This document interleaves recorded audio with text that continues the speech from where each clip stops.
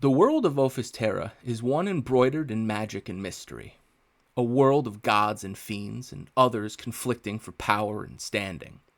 Many different points in history have brought nearly world-ending catastrophe, but few can rival the horrors of the last millennia. Almost 1,000 years ago, the world would experience an apocalyptic event, one that would shake the balance of the mortal races to their very core.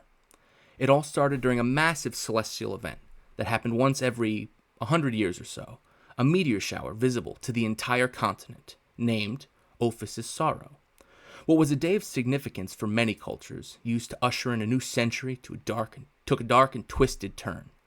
Some of the meteors appeared larger than normal, and instead of harmlessly disappearing before reaching the ground or continuing on into space, they instead crashed into the ground all over the continent, primarily in the Elven territories.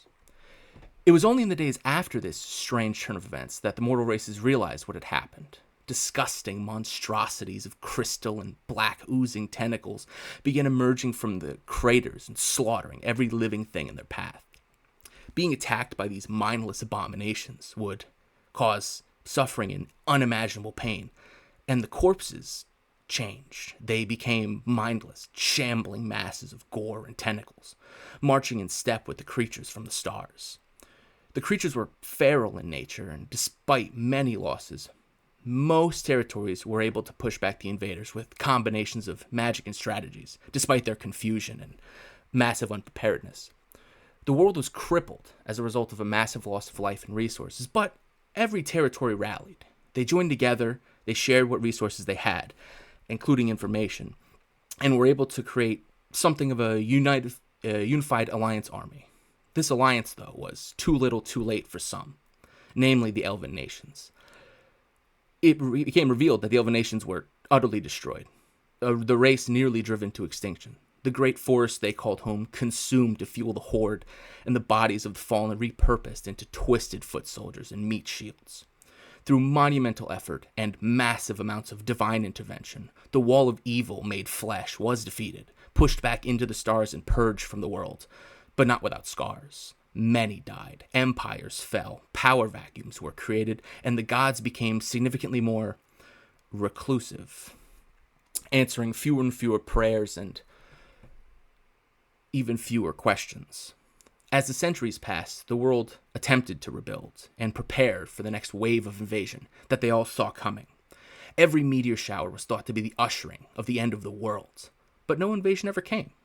In time, as veterans of what was now deemed the Star Scourge invasion were lost to time, disease, the Ophis's Sorrow celestial event became once again a day of celebration, of victory. Victory long past, but victory none the same.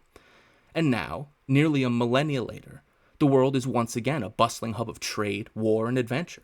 Races rise and fall in prominence, and gold and faith drive the creation of new cities and inventions. This is the world of Ophisterra, and this is the Legacy campaign. Our story begins in the rain. Rain falls in sheets as lightning illuminates the pitch-black sky intermittently, with the chest-shaking rolls of thunder not far behind. In a valley nestled between the rolling hills of the Lord's Hand Empire, a caravan tries in vain to rest and stay dry for the night after another grueling day of travel. Multiple small, fleeting fires dot the muddy roadway with groups of 5 or 10 merchants and guards huddled together under treated leather sheets, attempting and failing to cook whatever bits of food they could in a suboptimal condition they find themselves. Carts settled with supplies sink into ever-deepening pools of mud and muck, inevitably becoming a massive inconvenience for the caravan upon their departure in the morning. Scattered conversations can be heard between groups, as some have turned in early and some have decided to recount stories to make the time pass quicker. So involved in tales, they fail to hear the shambling of flesh and bone over the sound of rumbling thunder and rain. A flash of lightning, far larger than the others, denoting the peak of the storm's destructive force, washes over the caravan, and in that moment, screams erupt from the travelers. Waves of undead erupt from the shadows and from the pools of muck, and slaughter the caravan employees and guards. Caught massively off guard, dozens are slaughtered in seconds, and the blood is diluted as quickly as it's spilled, as the rain intensifies even further. The few remaining members fight for their lives in the pitch-black darkness, using the fading light of extinguishing fires and lightning flashes to attempt to see the enemy, but fail. As the site of the caravan is left in havoc, the remaining undead slink into the shadows, dragging corpses along with them to an unknown fate. As a final thunderclap splits the air, and the trails and footsteps of the undead menace begin to erode away. Awakening in a deep, disgusting cell, you find your hands and feet are bound in old, rusty manacles, with chains attached to the walls and floors respectively. You see others like you, in the cell as well, still unconscious, but breathing. Past the rattling of your restraints, you attempt to listen for any sounds that could give away any information of what actually happened to you, or to the rest of the caravan. But you are met only with a disturbing silence. Sigh, you look in a dark, damp, depressing cell, and you see several strangers in front of you. Your hands are manacled to the wall, as mentioned, and you don't know where you are. You don't know what to do. All you know is that the people in front of you were in the caravan with you. You might have spoken to them, or at least seen them, but you have no idea what happened. You went to bed, some people volunteered for watch, and you woke up here. You heard screaming, and then it went black. What do you do? What can I see? Who can I see? Who's next to me? I will show you. You see this. What? Okay.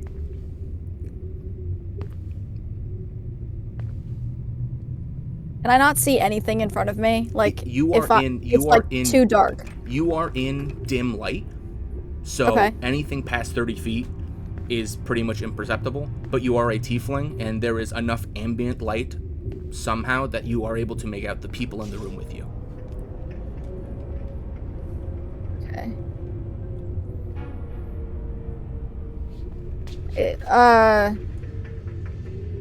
I sort of get my bearings. I look around. Shit, this fucking sucks. I turn to, I think, my right, and I kind of like, with my hands bound, obviously I can't do that much, but I kind of try to elbow Brontes, who's next to me, trying to see if I can get him to wake up. Okay. You look to your right, and you see Brontes. Brontes, would you like to describe how your character appears? If I can find it. I can't remember. So valid. Yeah. You're a drow wizard. Just say you're a drow wizard. I'm a drow elf wizard. And Sai, would you like to, once he awakes very easily, would you like to describe what he sees upon awaking?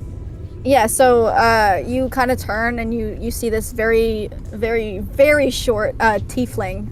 One of their horns, her horn on the right side is broken and jagged. It's a jagged stump. You kind of see like shimmering in her hair, little pieces that she's collected that she's braided in there. Her skin is like this pale blue, her hair is dark blue, and she sort of has like some golden glimmering looking things across her cheeks, which are scales.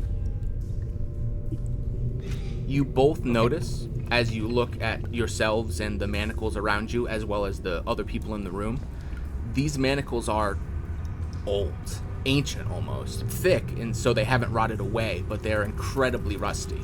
You think if you are either particularly strong or particularly dexterous, you might be able to break or weasel out of them respectively. But you also don't know if it would be easier to attempt to wake everyone else first and come up with some kind of plan. Can I investigate the chains? Absolutely. Do they have any magic on them or anything? I don't know what that would be. Without a check, you could tell that the sheer level of natural decay of the metal tells you that there can't be any meaningful enchantment. It would have resisted the test of time far better, and you see no obvious glyphs. They look like they were just made of wrought iron, just extremely thick. But if you would like to roll an investigation check into the construction to see how difficult, like if it would be more difficult to break them physically as opposed to try to slink out of them, you can. I think I'm just gonna try to slink out of them. Okay. In that case, make either of your choice a dexterity check or a sleight of hand check. Your Fuck, pick. how do I do this? I don't remember.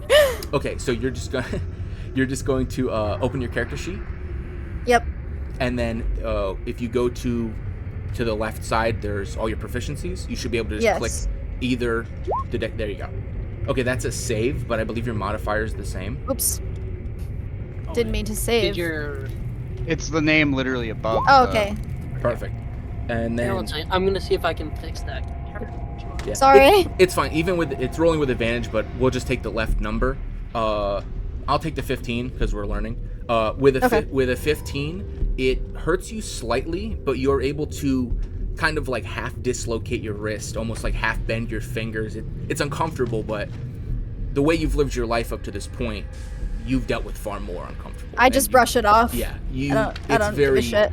Familiar in a sense. It's not the first restraint you've slipped out of, to be sure. Yeah. And you escape from those, and those are the wrist and ankle manacles. So you are effectively unchained from the wall. And you notice immediately once you stand up and look, it appears that everyone is restrained with the same kind of manacles. They look to be some sort of set that we're all sitting here for who knows how long.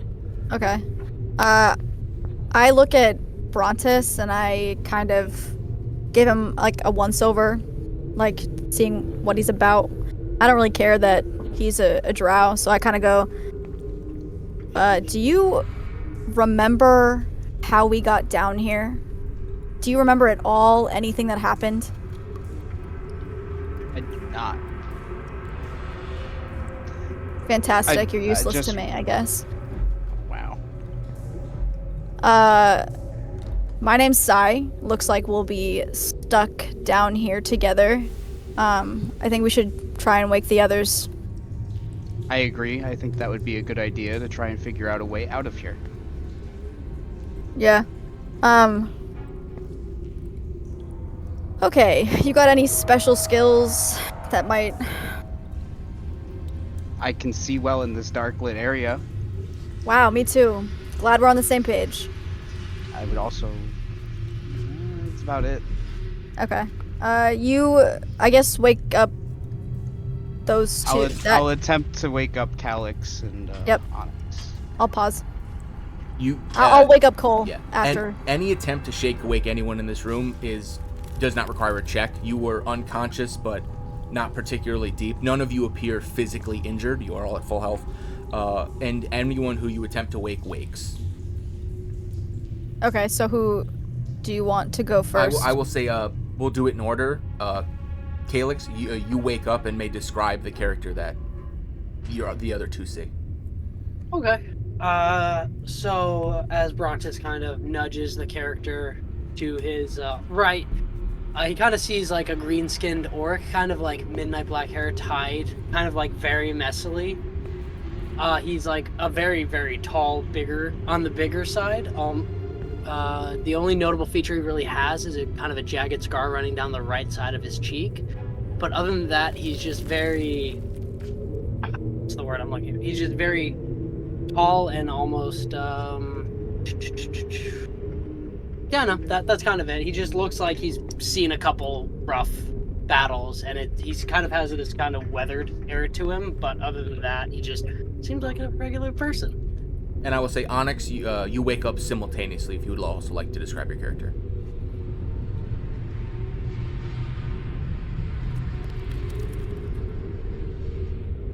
As I'm awakened,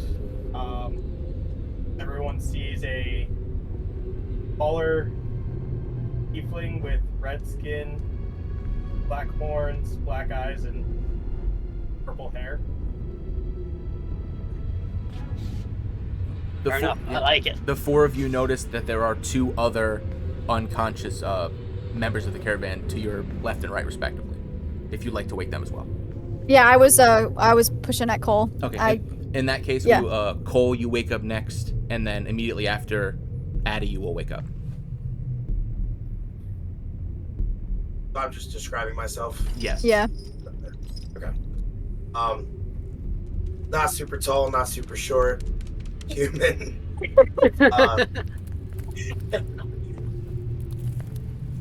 I don't know. Just an average human rogue. Just blonde hair, brown eyes, pretty blonde. Pretty boy. Got it. A pretty boy, gotcha.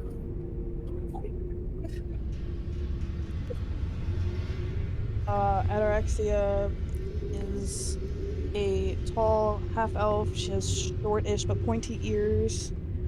Long curly brown hair that is mostly maintained. She wears clothes that are a bit disheveled, most likely handmade, but good nonetheless. Just out of character? Swoon. Anyway. Everyone who is not Psy, you awake and you realize that you are also equally manacled.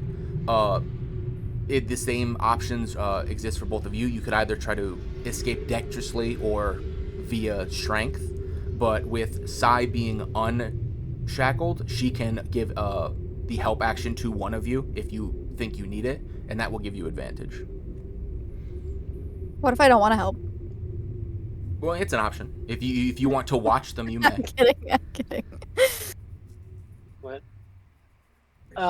Real quick. First, do I like have on my gear? Because Calix kind of looks around a little confused, trying to figure out. Do I have like? Do we have our stuff? Peculiarly, you are dressed and in the exact condition you were in when you were in the caravan. You have all your gear, weapons, personal effects, even very valuable things like if you had a particularly shiny necklace or ring from your past. It looks like you weren't even robbed for your quote-unquote valuables. Anyone who had gold, the gold is still in your pockets. It just seems like you were brought here unconscious for whatever reason and awoke manacled to the wall. Range. First things first, I'm gonna test the manacles and just make a strength check to kind of like see if I can bend them in any sort of way. Is that just straight strength? You can roll. Like... You could roll strength, but this also qualifies for athletics. You could roll whichever's better for you. Definitely doing athletics. So I could just click this and hopefully it'll. Okay, so you attempt to like bend the metal, and you pull forward, and everyone watches as the chain is ripped out of the wall, and you are free. Holy fucking shit, Slugger. The more rusted parts, you watch as like they feel like they're gonna bend and then they just fissure immediately. Well, that's... he's saying this out. That was easier than I thought. And I'm gonna turn to... is Brontes free yet or no? He is not. No, he has not attempted the check. Okay. I'm gonna request Calix's help to get unchained. Okay, in that case, Calix, you could either provide the help action, or if you would like, you can just roll an athletics check and attempt. Now that you've seen how weak they are, if you choose to, you can make the check for him and just attempt to rip them out of the wall. It's up to you. Okay. Sure. I'm just gonna look to Brontes, who woke me up, and I'm like, need a hand there? Very much so. I'm gonna do the same check. It's like, watch your head, and he's just gonna kind of do the same exact thing where he just kind of pulls it. Okay. Whoa! Somehow, it breaks even easier. You're like, okay, you put your knee up on the wall, and you're like, just in case, and it just, the chain breaks in 6 places. It's just in pieces, and Brontes, you are free. I guess we don't have to worry about needing some muscle down here if we got this guy. In fact, someone somewhere shines a spotlight on you, and you start shimmering. You just look super cool. Calix is gonna take a moment. He just notices the light. He kind of flexes. Bask in your glory. Like, haven't felt this good in a while. And he just kind of flexes a little bit, like, okay, wow. Does anybody else need some help? I kind of just rolls her eyes. I'm just kind of whisper because I'm still not quite sure what's going on here. Anybody else need some help? And I'm kind of like looking at. Technical difficulty. Give us a sec. Yeah. Fair Go. enough. Oh wait. Bueno. So, then while they're Ataraxia doing- tries to get free of the irons herself first. Do you attempt it attempting to ask for via assistance. muscle, or are you trying to like snake your hands out? Snake my hands out, I think would Okay. be Then you could either easier do for my- dexterity or sleight of hand, whichever is better for you. I don't know how to do that. So if you open your character sheet, you look on the left side to your I wasn't- proficiencies. Mhm.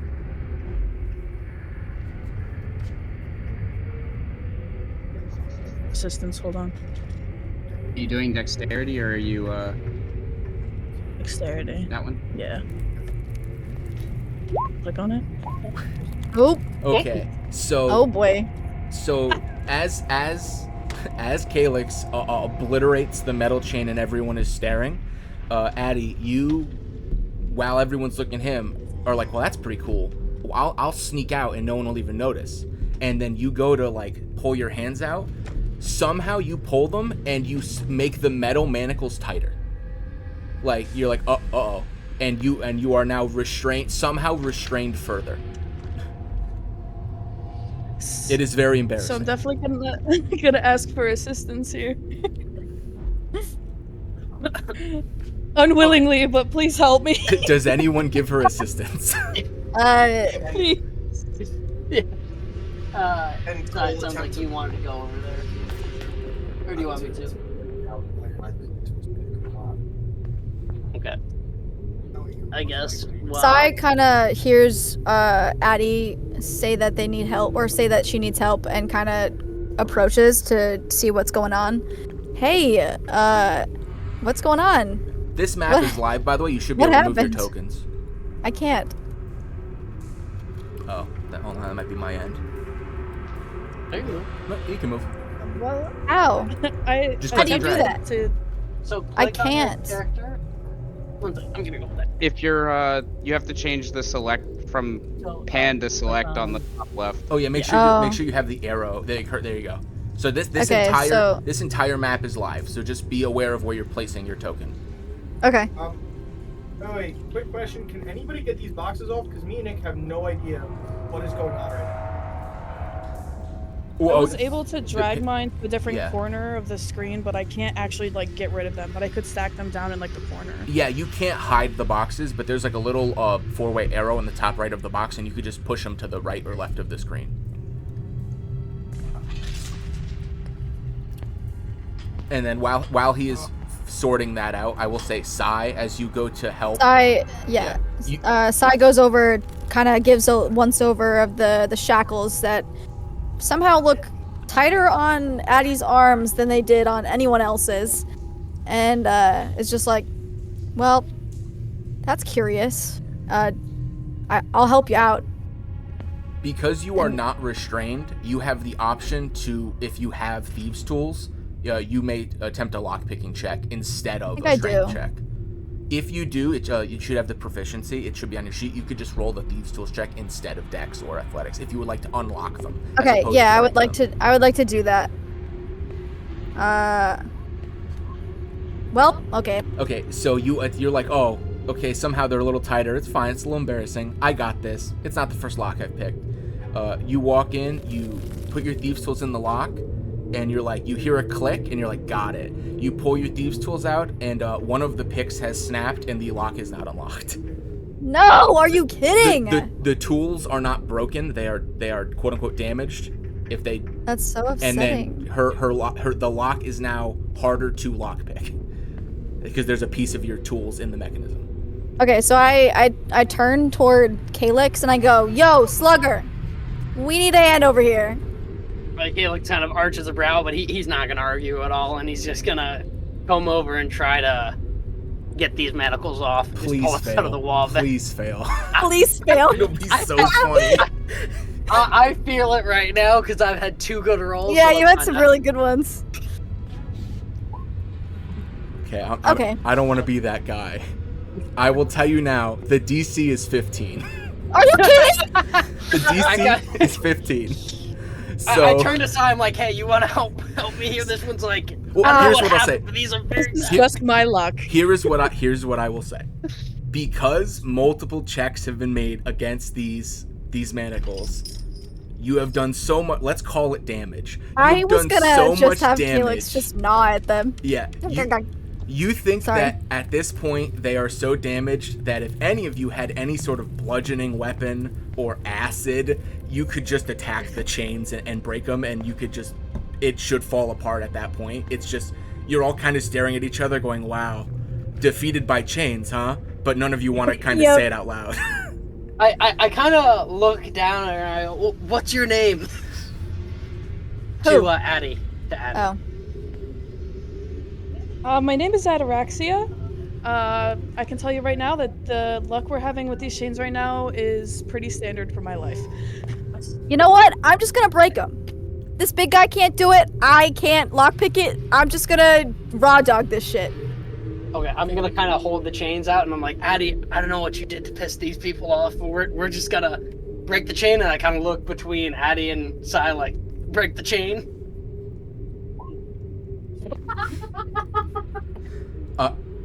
I'm pulling at them, and I feel like I pull a muscle. I feel like I pull a muscle trying to fucking. You beat me rip to it. these I was off. gonna say you really dig your legs into the ground. It's a stone floor. It's a very smooth stone floor, and you're digging your legs in, and your shoes are just sliding like you're playing tug of war against a dude who's 3 times your weight, and it looks like you're doing a ton. But everyone's looking at you, and the chains, nothing's happening. No, I got this. say- It's fine. I can totally do this. I will also It's say, fine. the chains have an AC. They have an AC of 10. If you would like to just attack them, like if you have a weapon or a spell, you can just attack them. I get so angry I hit it with what do I have? I get so angry that it's not working, that not only did my sneaky shit didn't work, and then my raw strength didn't, I hit it with, what do I have on me? And Cole I attempt hit it to- with the end of my dagger. Oh, hold on. What'd you say, Cole? Can Cole attempt to reach his thieving tools to break himself free and then go assist? You are still restrained by the manacles, so if you want to slip out, you would just roll a dex check or a sleight of hand check, not a thieves tools check.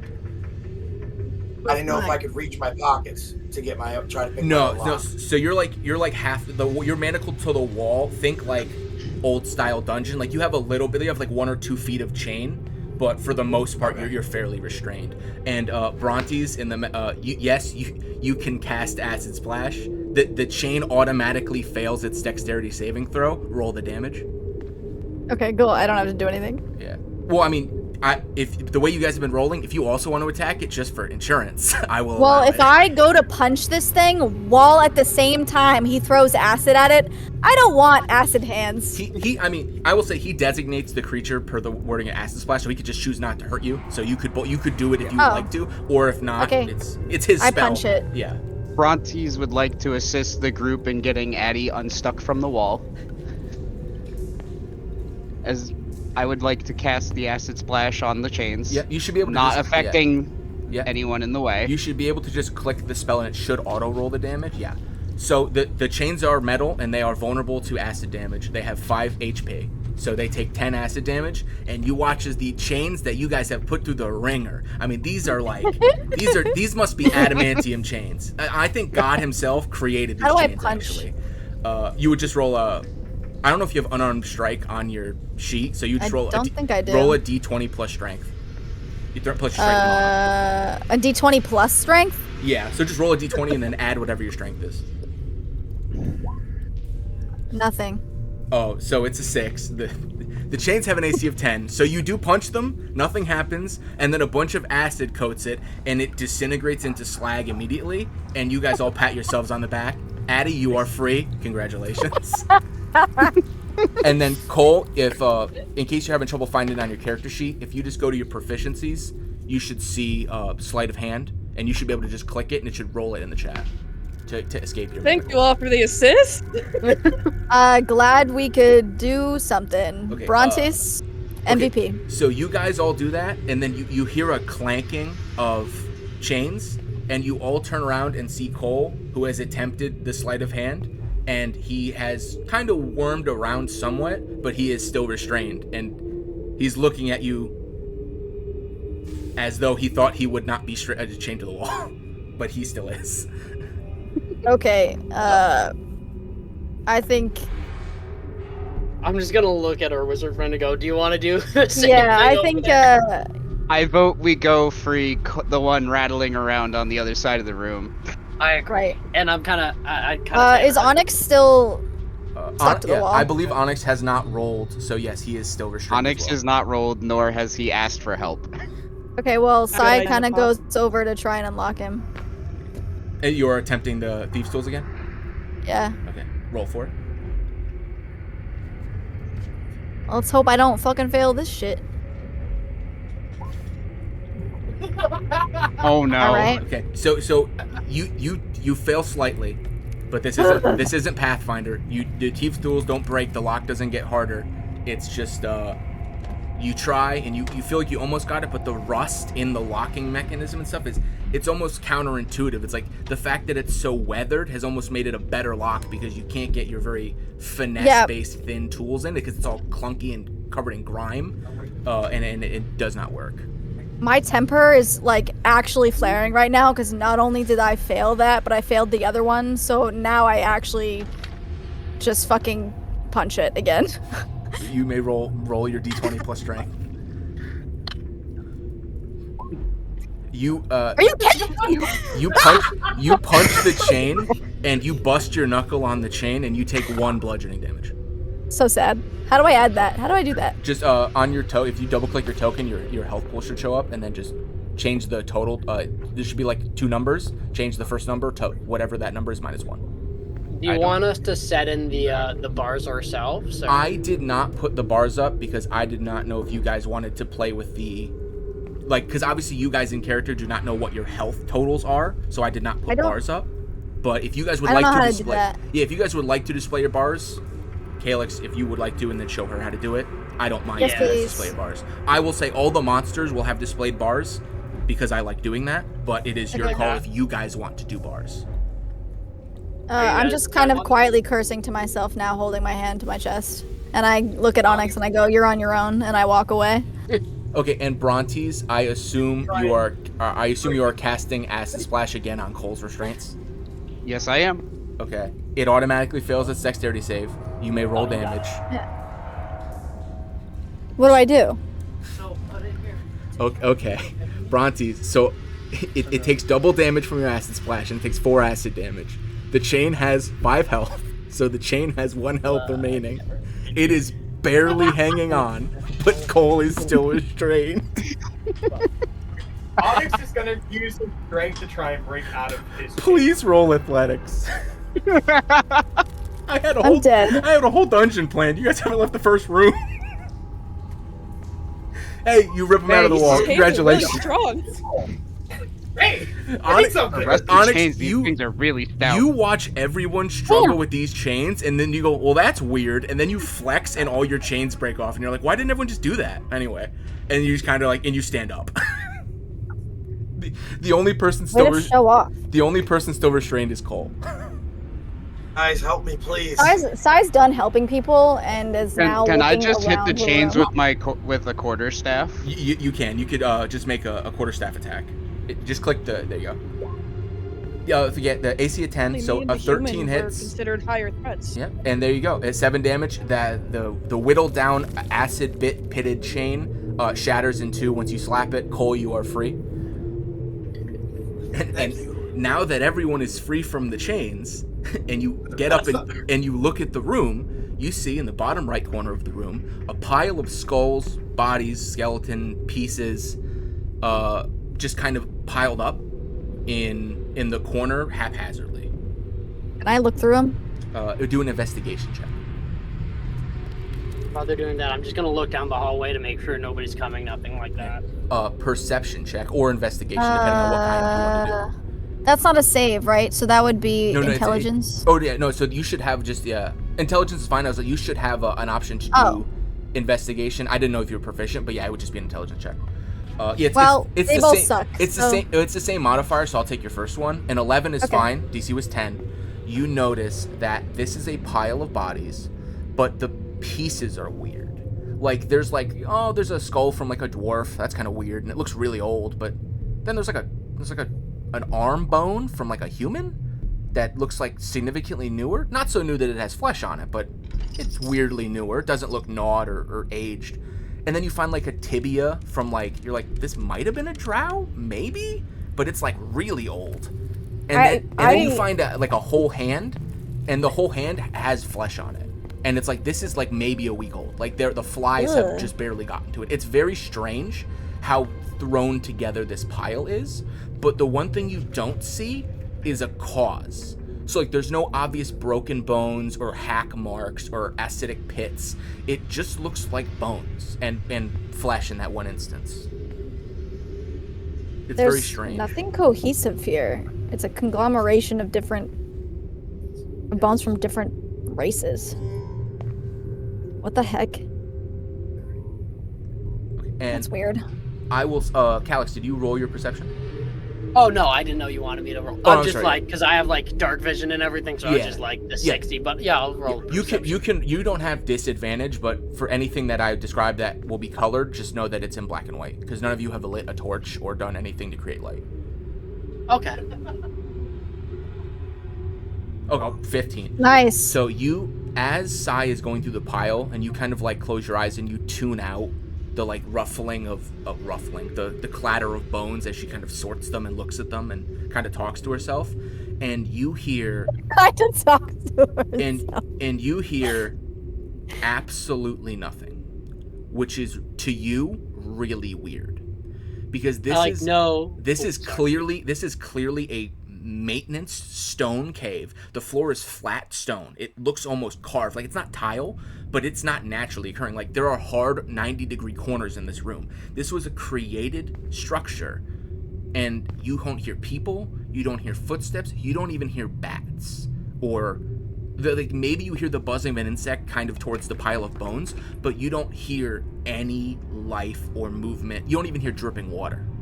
It's eerily quiet. Okay, so I kind of turn to everybody else, and I'm like, I don't like this one bit, guys. You were all in the caravan, right? And I'm kind of like gauging the room, like everybody was here. Like, does anybody remember anything?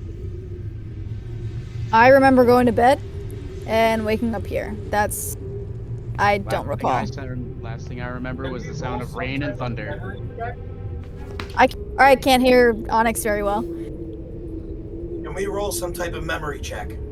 Yeah, if you would like to, you can roll a, I guess it would be history, but I will also say, like, if you would like me to just, like, tell you, because technically this would be part of the last paragraph of all your backstories, you were all guards for this caravan. You were on the first shift for rest, while the other shift guard, and then you were supposed to wake up when they came in, and then you would have guarded the second shift, but the second shift, they never came to wake you up. Like, you all, some of you might have awoken to the sound of, like, thunder and then gone back to bed, or maybe the battle, and then, but you would have immediately gone back to sleep for some reason, and then the last thing you remember is being in this room. So those bastards did something. Like, the battle, you think the caravan did something to us? Is that what you're saying? I'm not saying that's not what I'm saying. Does anybody why would feel they the shackles? Feel what? Injured more than what the shackles have done. I mean, I punched that red guy's shackles and got injured, but no, otherwise. You call me that red guy? Yes. Why? Would you have preferred I called you something else? I don't know, maybe we're the same race, maybe call me the other tiefling or something, or maybe use my name. I don't know your name.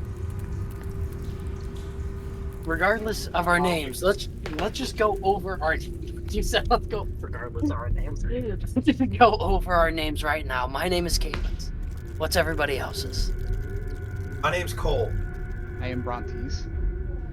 I guess my name is Sai. I'm Onyx. I'm Ataraxia, but if that's too hard to say, you can call me whatever you want. Whatever you want. Weird name, but I'll go with it. Interesting idea. Interesting nickname. Either way, it's way too quiet here, and I think we should all just kind of do our best to sneak out of here while we can. Something about this place just isn't natural. Could have told you that from the beginning. Well, I'm glad you said something. Now let's get going. From this point, would you like to...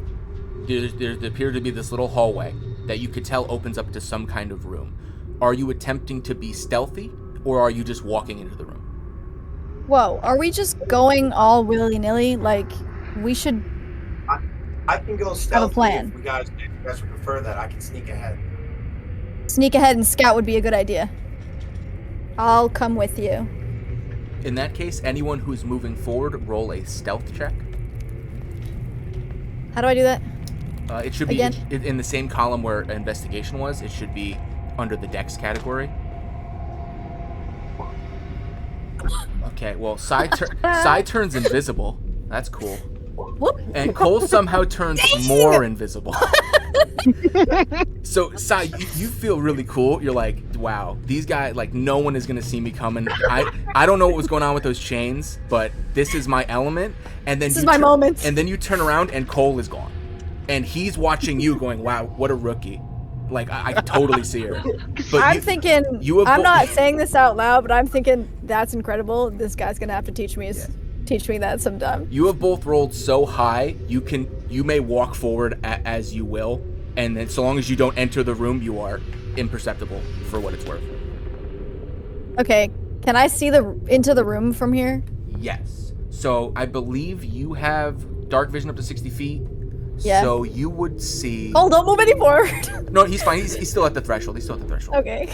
So what Panic. What you see is a very large, square, more rectangular room.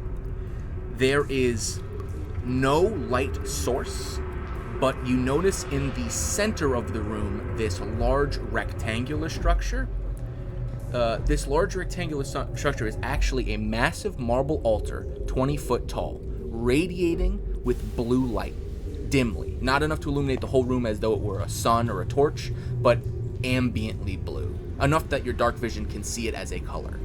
The statue that resides on top of this altar is of a draconic-looking male, not necessarily dragonborn, but somewhere between human and dragon, fully armored with plate mail and a massive greatsword sheathed on their back. Their hands are held out, each holding a 5-foot diameter crystal ball. Both balls are just seemingly empty crystal, but they are being held aloft as though they are regent. I'm assuming there Cole appears can't to be see any of this. Because it's radiating that blue light, you can both make out the structure. Okay. But I will say, Okay. Sai, because of your dark vision, you can tell that on the bottom section of the plinth, like of the 20-foot square altar, there looks to be a little raised piece of metal that you assume is some sort of placard, but you can't make out what it says. It's too dark and too far away. But you don't notice anything in the room other than that altar and statue. It looks like a Do I get giant any specific feeling from this altar? Like, is there, like, Oh, yeah. would I recognize it? Oh, Okay, what's yeah. the feeling? Describe to me what I'm feeling. that blue Am I able light. to make a religion check? You may do a religion check, yes. And that blue light, the second it hits your skin like crackles. Like this thing is radiating abjuration magic like crazy. Which you would wow. which you would recognize as a magic of like shields, force fields, protections, resistances, that kind of thing. This kind of vaguely protective element, and it is dripping in it. Like, it's so strong, you don't even need to roll the check to know that it's abjuration. Your body is Wow. feeling it, and the innate way you are, it's just like instantly coded in your brain. You're like, that thing is magical. That religion check, dude, that's a guy. That's a dragon guy. Pretty cool looking. Can I make like a religion or a history check? Something like, I guess I can't really see the placard, right? You cannot see the placard. No. You can attempt to stealth if you would like to make a religion or history just based on the statue. You can, or if you would like to attempt to stealth into the room to go up to the placard, you can as well. And I'll try and stealth into the room. Okay, roll stealth again. To the placard. Oh, please, gods. Dude, you got this on lock. You're like, I am so stealthy. You can. I don't know where to go. Where do I put okay, myself? so I would like the bottom of the rectangle there, with the 2 stars and the 1 star and the 2 black dots, the bottom section there appears to be a plaque. So either of those 2 squares. There you go. Okay, can I read it? Oh no, Cole. Cole, are you attempting to go in the room as well? I was. Oh, well then please place yourself in the room. You rolled a 10 on stealth. Oh. I'm afraid now. Okay. I'm withholding until he moves his token. I'm not saying anything. Fuck! Okay. Are you moving up next to her, or are you going somewhere else? Are you examining the walls? Come next to me. Doing? Just come stand next to me. Dude, it's like chess, Whatever you man. want. It's this chess. You took your hand off the piece. You got to tell me what you're doing. Okay, so you move forward.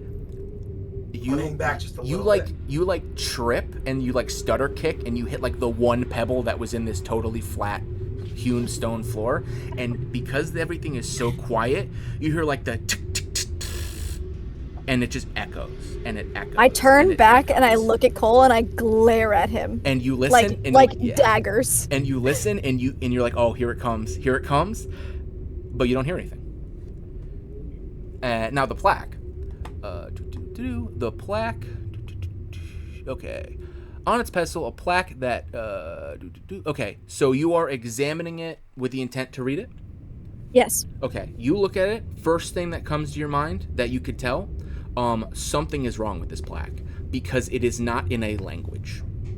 It is a weird collection of scratches and symbols that you can't make out until you stare at it. And then you watch the symbols lift off of the plaque and rearrange themselves into whatever you would, what would be your first language, i.e. common, and it shifts, this old weird language shifts to modern common, and it becomes legible. Would you like to read it in your head or read it out loud? I'm probably reading it out loud. Okay, the plaque reads, audience with the general must be earned by might and by mind. I'm writing it down. Must be... Audience with the general must be earned by might, M-I-G-H-T, and mind, M-I-N-D.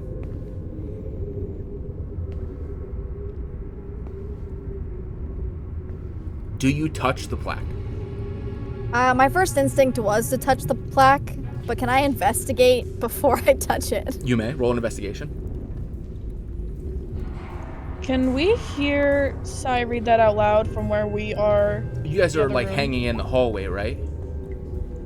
Yeah. It's like right at the other opposite end of it, It's so quiet. I would say, yeah, you hear, like, it's not super clear, but you hear her mumble it out, and you're like, okay, well, she's clearly alive, and nothing happened. She's not dead. Yeah. I would like to advance towards that room. Okay. Then I don't know if I have... so You can. I would like to advance. Oh wait, Yeah, you can walk into the room. Cole failing that stealth, it appears like nothing is in this room that cares. It would appear to you guys. Okay. My investigation is 21. Okay, so you are extremely confident, almost certain, this plaque is not trapped. The plaque itself is not magical. The writing is what is magical. You just don't know how it was put on. It's almost like it was magical writing layered onto the metal of the plaque. And you are confident that it is not trapped. So I do touch it. You touch it. You watch. You and only you watch. As soon as you touch the plaque, there's like a little blue spark. The words lift themselves off it again, and they transform into another language. You recognize it as the other language you speak, but it says the exact same thing. Okay. It is a word-for-word translation that you inherently understand, but yeah, no extra information is available. It's just as soon as you physically made contact with it, it changed into your investigation is so high, I will say it changed into what it seems like the enchantment of the plaque would recognize as something that is quote-unquote more familiar to you, so that it could be more easily understood, is the vibe you're getting. Okay. Onyx would like to do a perception check to see if there's any other hallways in this cavern. I will say you don't even need a perception check because of the blue light. You notice that in this room, directly in front of where Onyx is standing, there is one hallway leading off into a triangular shaped room. There are 2 hallways in the top right of the room that lead off into what look like either hexagonal rooms or pentagonal rooms. It's hard to tell.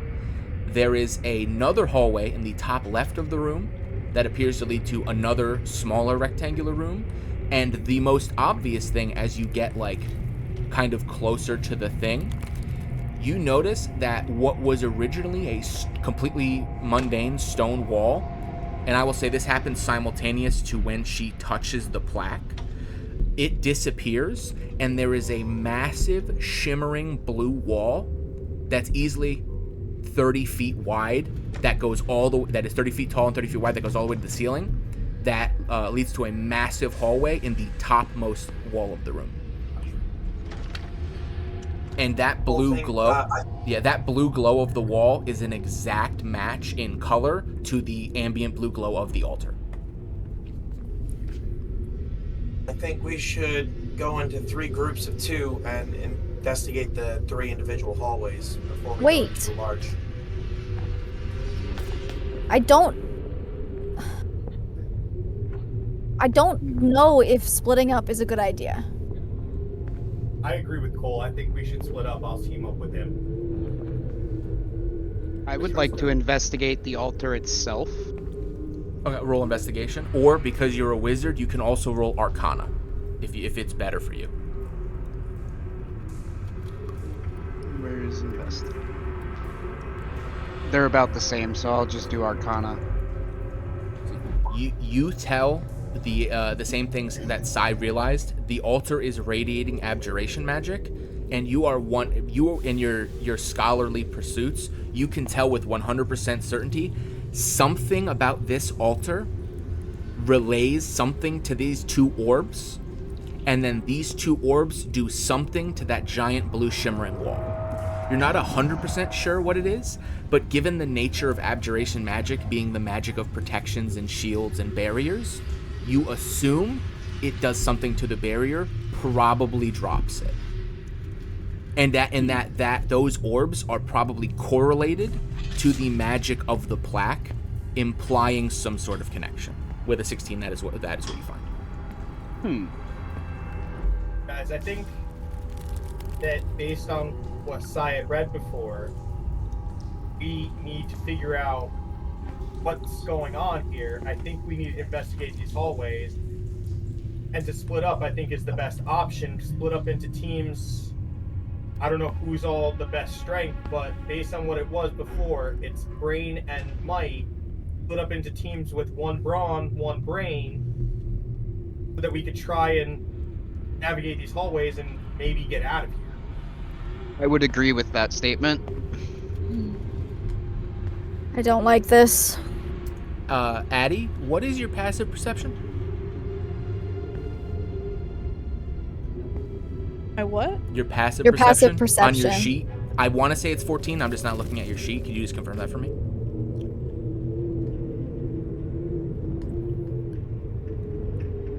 on.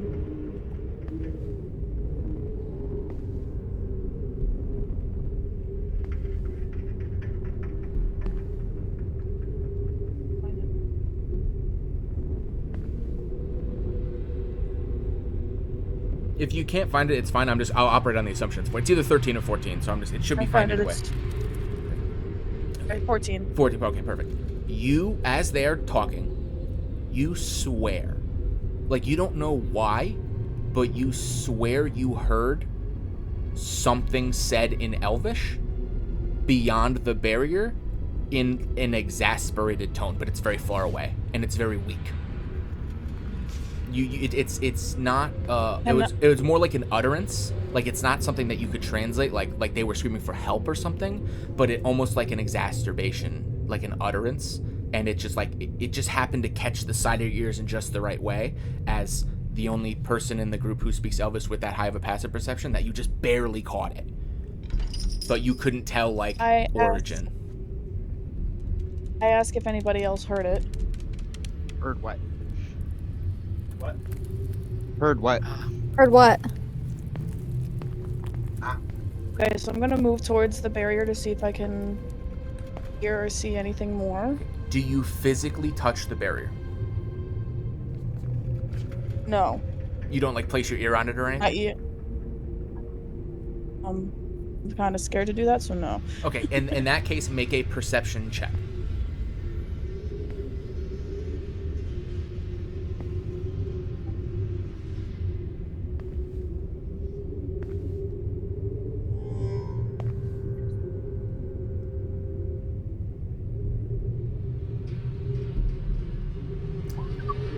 With a 19, you are 100. There's a dog there, actually.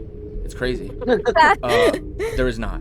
You hear what you are 100% certain is the crying of a child, young, maybe 6, female, and then a very weak, exacerbated, panting, pleading from what appears to be. It's in Elvish, so you assume an older Elvish male, maybe half-elf, and it is quickly weakening. It's like a 19 is so high, you hear a, please, no, why? And it's just, but you don't hear, it's like you're hearing half a conversation. You don't hear who he's talking to, if anyone, or if he's crazy. You just hear those two things that I described.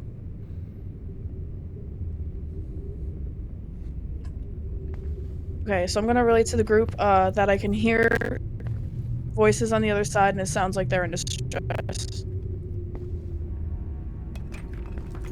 Like they're being attacked? Possibly. I can hear them help. I will say. I guess I will say you do not hear you would know from your your life lived so far. You do not hear the telltale sounds of clashing weapons or arrows hitting stone or anything like that. There is not a fight going on. There is not an attack happening. It just seems like pleading and crying.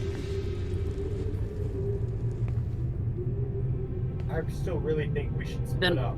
Yeah. Okay, well, at this point, we should split up to try and get to those people as soon as possible. If you are, we don't even know if those people will be on our side, or real. I guess. Thanks, Onyx, for that. If they're against us, we take them out. If you are splitting the party, I just need to know how you are making the parties. Because I will group you accordingly. So are you doing?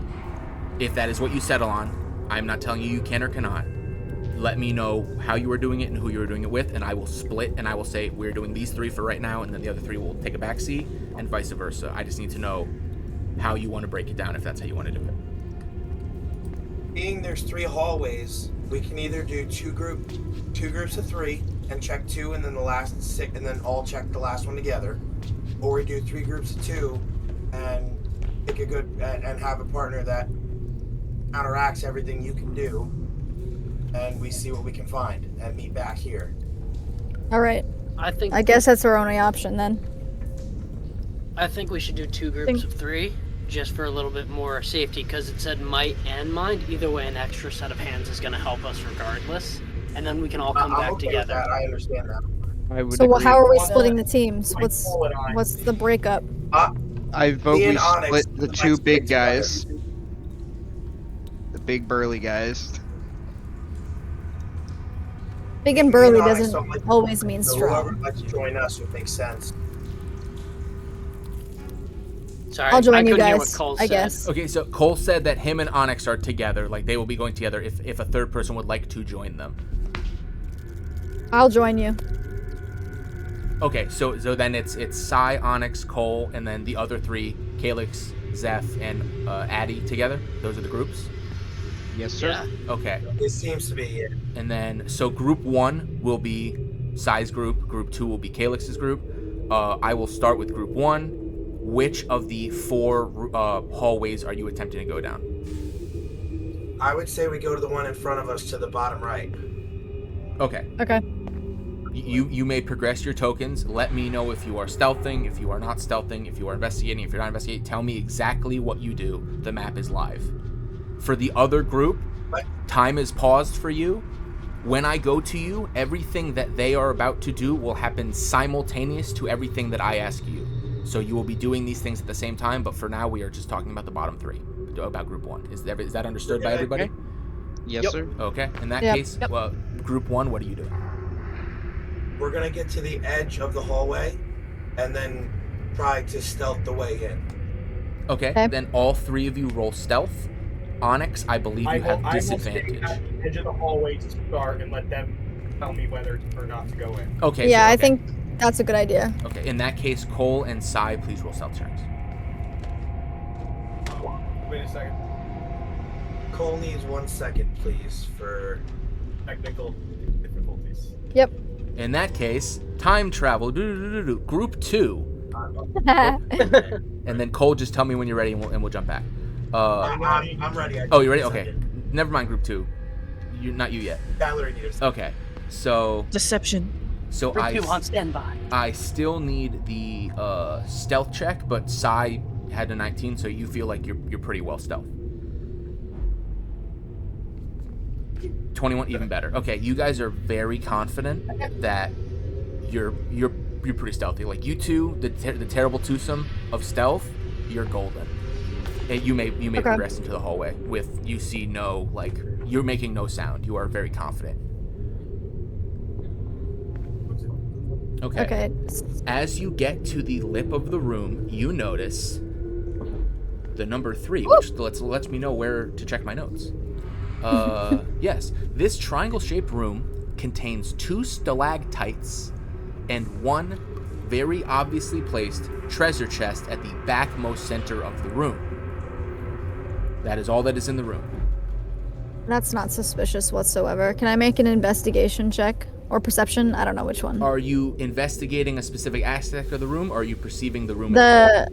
I will perceive the room as a whole first. Okay, roll a perception check. Let's see what that fucking does. How do I do that? Where? It should be right above. Yikes. Oh, it's a room. Yeah, I thought so. Yeah, it's a room, isn't it? Yep. You're pretty confident. You know what? You're not 100% certain, but you're pretty sure this is like a scalene triangle, maybe? Hard to tell. It's totally but it's a fucking room. Definitely a room. You're 100% certain. You're 100% certain. It is a room that connects to a hallway. Fantastic. Like to do on the chest. You're doing what on the chest? Investigation. Okay. Sorry. Are you walking up to it to investigate, or are you perceiving from afar? Perceiving from afar. Okay, roll perception. You are 100% certain that is a chest. Oh my god. But what I will give you, the chest appears to be wooden, classic treasure chest shaped, wooden with the 2 metal bands holding the wooden plates together. It does not appear particularly old, like comparing it to the chains that you saw that you guys had a little trouble with. It doesn't appear like that old, but it is just, there's no dust on it. Like it's just I would say maybe 2.5 foot by 2.5 foot chest, and it's just kind of sitting there, but it's definitely a chest. I look at Cole and I'm like, I don't trust this whatsoever. It looks. We need to investigate the traps. Wait, before that, guys, do you think I'm safe to come into the hallway, or do? Yeah, you're. I just walk up to you. Are you yelling this? Are you yelling this down the hallway? Are you yelling this down the hallway? I don't know. Because it's 5 feet. It's 5 feet per for square. each So square. you're about 30 feet from him. Yeah. So you're gonna have to do a little more than whisper. So I just need to know if you're projecting your voice here. I don't hear anything. Sai, do you? I don't hear anything. Cool. I think we should investigate for traps. I also think we should investigate for traps. I So, don't trust this Are chest. both of you entering the room to investigate for traps? I would like some muscle on this meat with us, so I feel like I'm not muscle. Neither am I. I feel like I'm your muscle muscle, is guys. sitting 30 feet away Oh, down a hallway. Can he see us? I wave at him. Can Onyx see? Yeah, he can see you. I wave at him, and I just kind of like dramatically like throw my arms back and forth in a motion of like come down. Okay, Onyx, you see very clearly Sai signaling you to approach. I approach and don't enter the room. I approach where they're waiting. Okay, as you walk through the hallway, nothing happens. Oh my god. Thank God. And now, as for investigation, are you investigating, like, investigation is a specific thing. Are you investigating Yeah. the chest, the stalactites, the door, like the entryway to the door? There's no I'd like door. to investigate the entrance to the cave. Okay, roll investigation.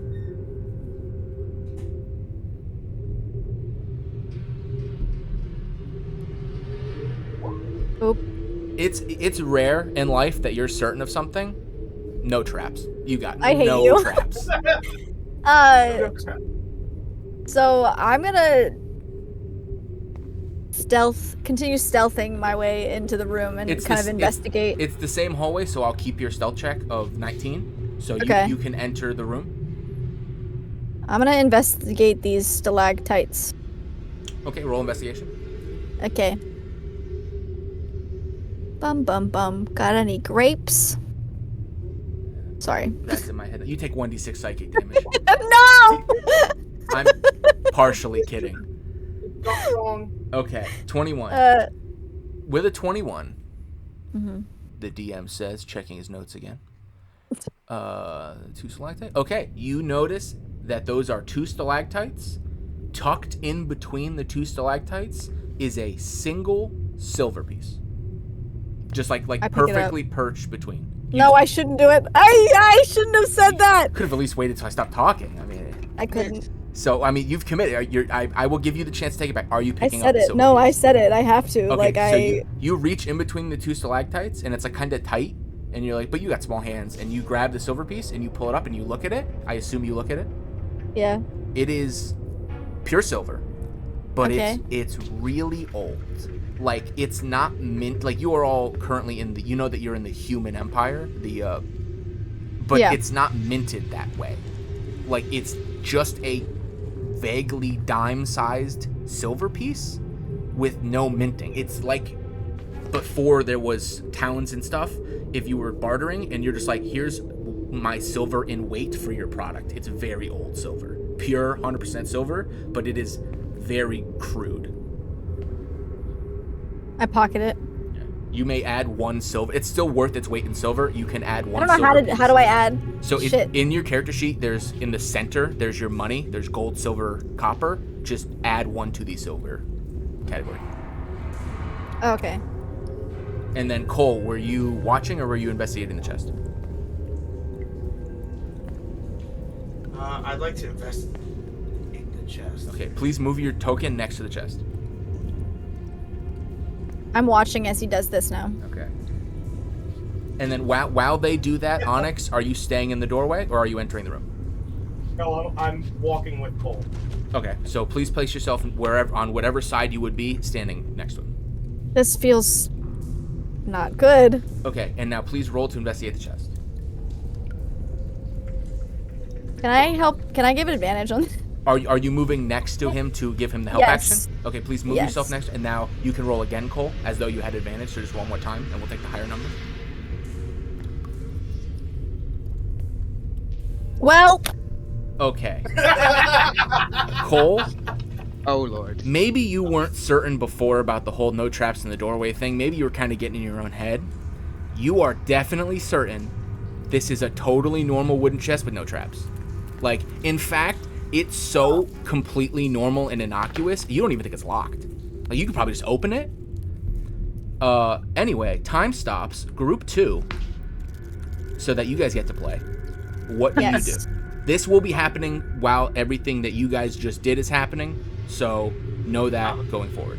Fantastic. I love that we were doing so good so far, and then I wouldn't call a 6 and a 5 investigation good.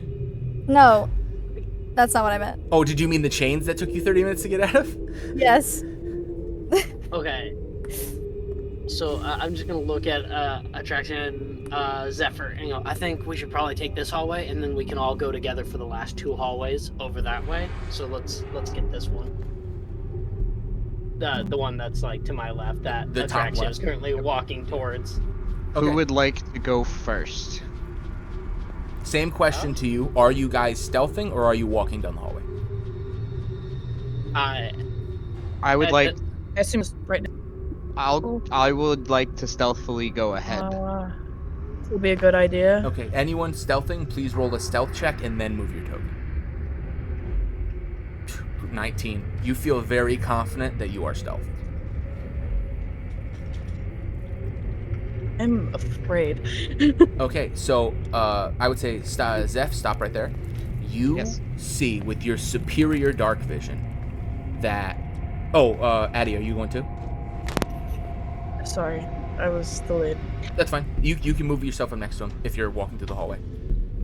And then both of you, since you both got close enough, you see, especially Zeph with his superior dark vision, this is what would be completely pitch black room, but dark vision, you have it perfectly lit, but in black and white.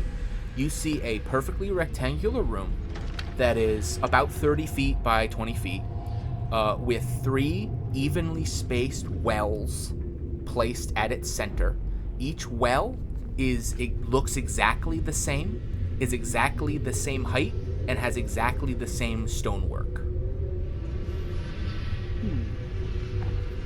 Would you My like... character is also, I believe, supposed to have dark vision. Oh, you do. It's just I'm saying Able to see this Zeph as well? was the first one that he could see it, quote unquote, better, but you can see the same thing. It's just a little hazier. Okay, I just want to He could see what you could see, but like twice as far because he's a drow. I would like to signal to Calix that it is safe to go down the hallway to our position. Yeah. I'm just kind of gonna walk and kind of have my shield up. I'm not gonna try to stealth. I'm just gonna kind of walk out. Okay. You walk through the hallway and you don't notice, like, you are not attacked. You don't hear any. You can. I'm keeping your perception check from that first one you did because you're a cautious person. You have continued to not hear anything other than the ambient sounds of your now temporary friends, your party members. You have continued that eerie silence, and then you walk up to Zeph and everything appears fine. You see the same thing they saw. You see the room, you see the 3 wells. Who wants to go first? I'd like to investigate one of the wells. Okay, which well are you investigating? Please move yourself next to Middle. Okay, the middle well. I'm just gonna kind of take it at the entrance of the room and kind of watch to make sure nothing happens. Okay, so well 2, the middle well. This well is full to the brim with water.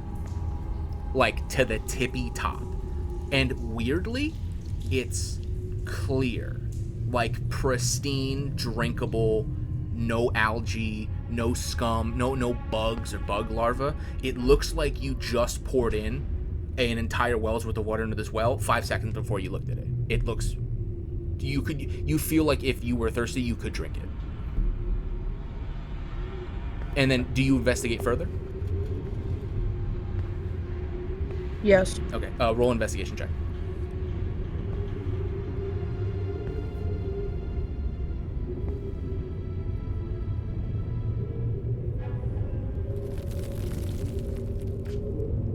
With a 12.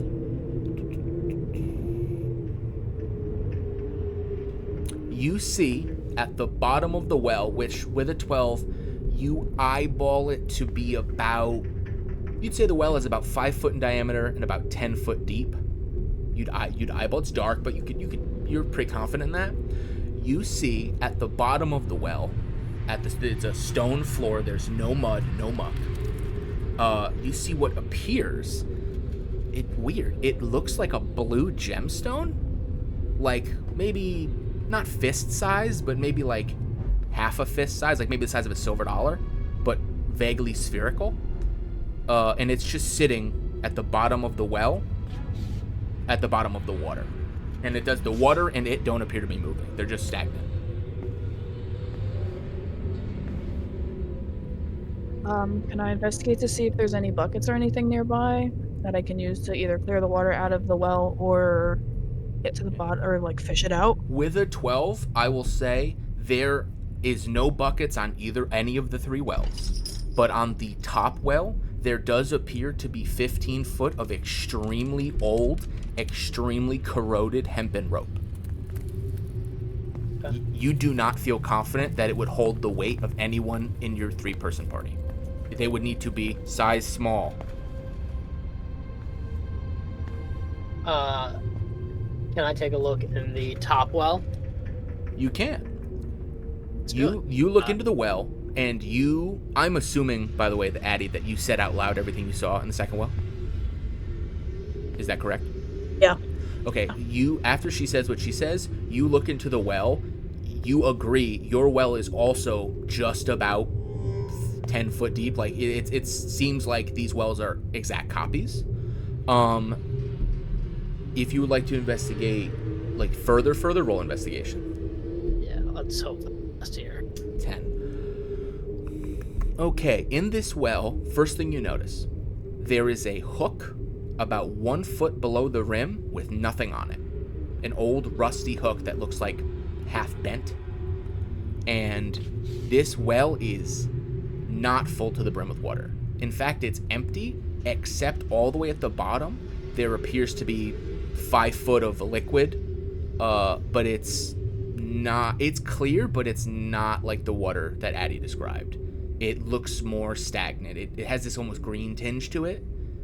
And you see at the bottom, even it's harder to see, but a 10 is just good enough, that at the bottom of this green water, you see this kind of blue, almost shaft, like a metallic shaft, but it's like imagine like a magic wand kind of shape, painted with like a sapphire paint. It's very noticeable, and it's sitting in the bottom of the well with a little loop on the end that implies it was probably on the hook at one point.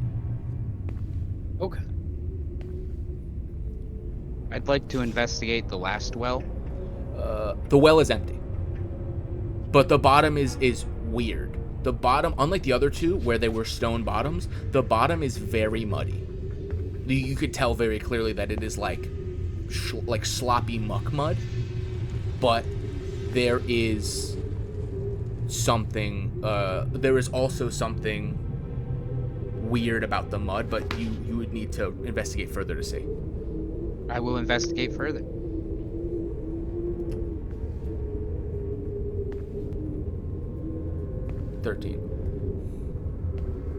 Okay, we're gonna rewind slightly. I misread. So, Calix, you do not see the blue, like, sapphire painted thing. You don't see that. You instead see.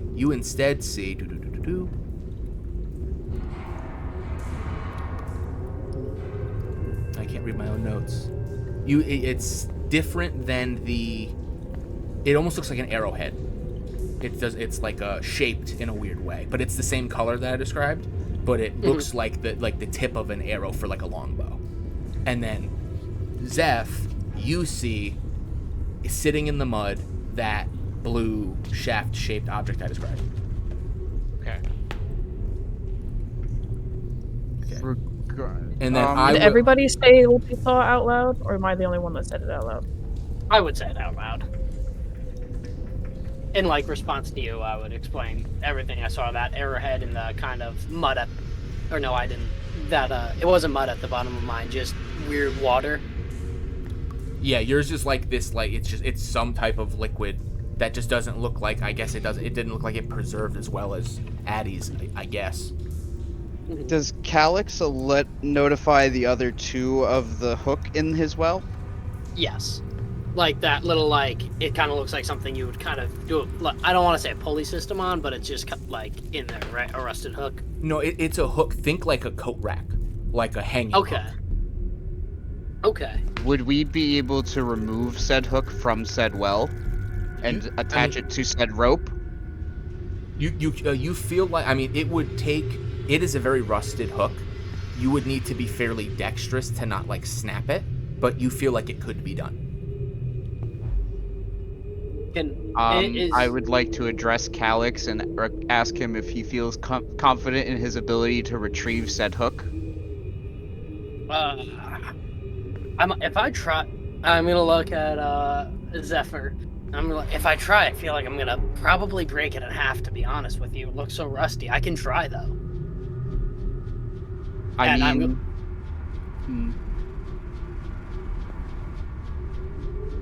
all comes down to you at that point.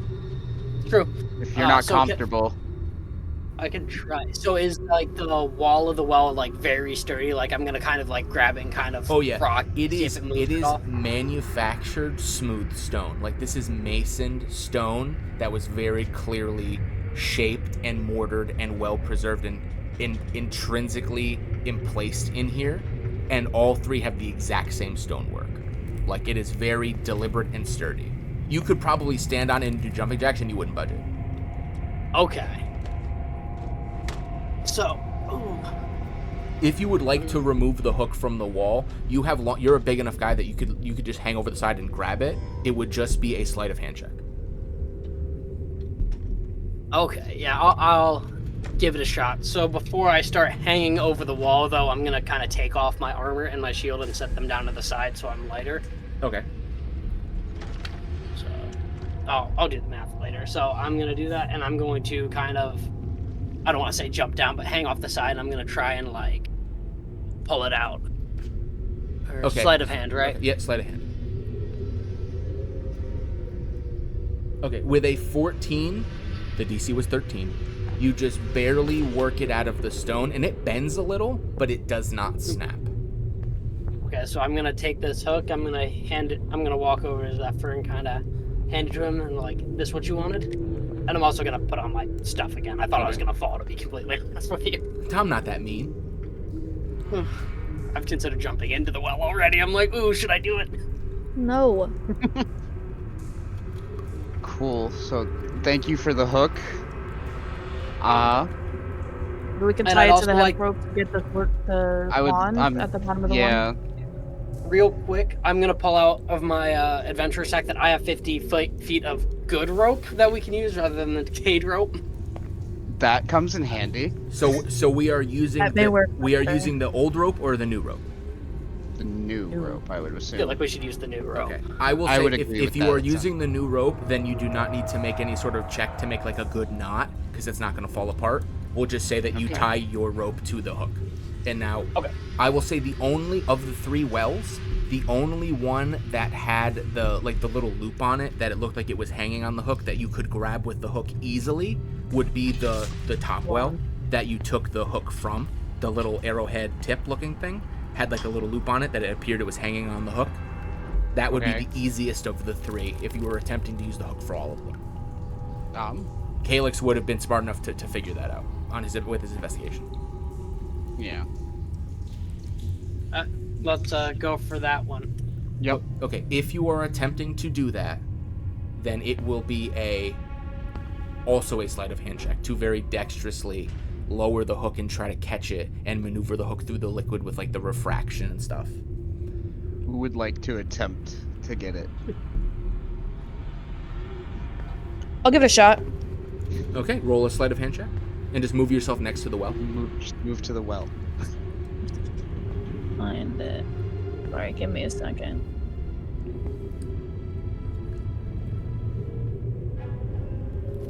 Ooh, that is an excellent sleight of hand check. Calix, are you going near the well as well, or are you staying towards the back?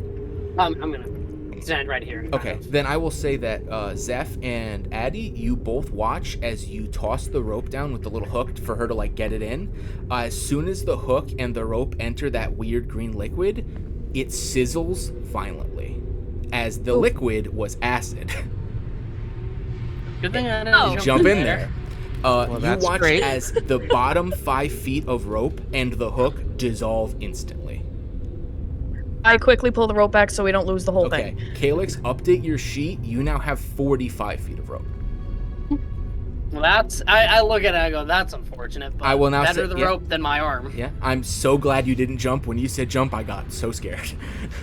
Time will once again stop while you think about that, and we will go back to group 1, who was currently about to die. I mean, open a chest.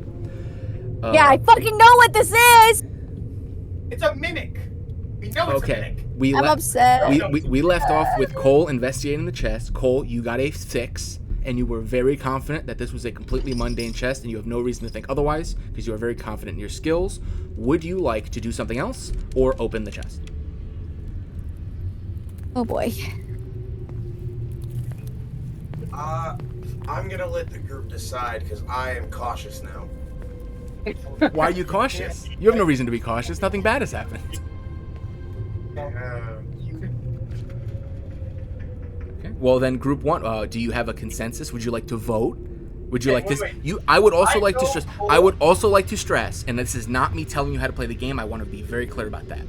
You can just call the other group at any time and say, "Hey, we want your input," or "Hey, can you come look at this?" Or you are not separated from speaking. This is not that big a room. You could walk over and get them, and you are not restricted to the 3 of you now. The party is not permanently split. I want to be very clear about that. If you guys in character feel uncomfortable doing this, you can simply walk away and go, "Hey, let's get everybody," and then maybe they know something we don't know. That is also an option. I want to be very clear about that. You are not locked into this. Okay. If you feel as though you don't need to be. Knowing Cole, I would like to do a perception check on the chest. A perception check or an investigation? I would have liked to do an investigation check also. Because you guys are naturally untrusting, if both Sai and Onyx want to do an investigation check after Cole says he looks at it and he thinks it's good, I will allow it. Ordinarily I wouldn't, but I will say, because you guys don't know each other very well, you're just meeting, the 3 of you have particularly interesting backstories, you're very distrusting, you may all roll investigation. Onyx, you rolled a 6, which is a Onyx coming in clutch. He literally rolled the exact same thing as Cole, and Sai rolled an 8. You guys don't know a lot about this Cole guy, but the one thing you do know is that he is absolutely right. This is a regular treasure chest. Man, it's gonna be so great. It's gonna be so great when this isn't a mimic. I can't see anything wrong with this. I guess if you want to open it while I'm standing behind you, that's fine with me. I would suggest... I will stand in front of it. I would suggest Onyx stands in front, opens it, and me and Sai back up. Screw you guys. Oh my. Why you guys it's a normal chest? You think it's a normal chest? I want to give him space. He says it's normal.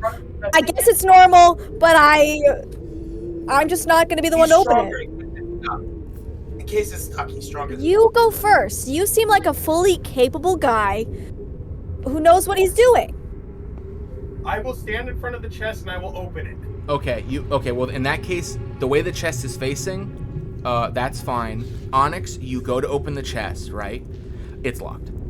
Like, you pull it up and it's 100%. Like Cole was absolutely wrong. It's totally locked.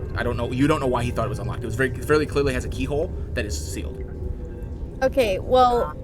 I'd like to lockpick it. Yeah. So in that case, you would need to be in front of the chest, so you need to switch places with Onyx.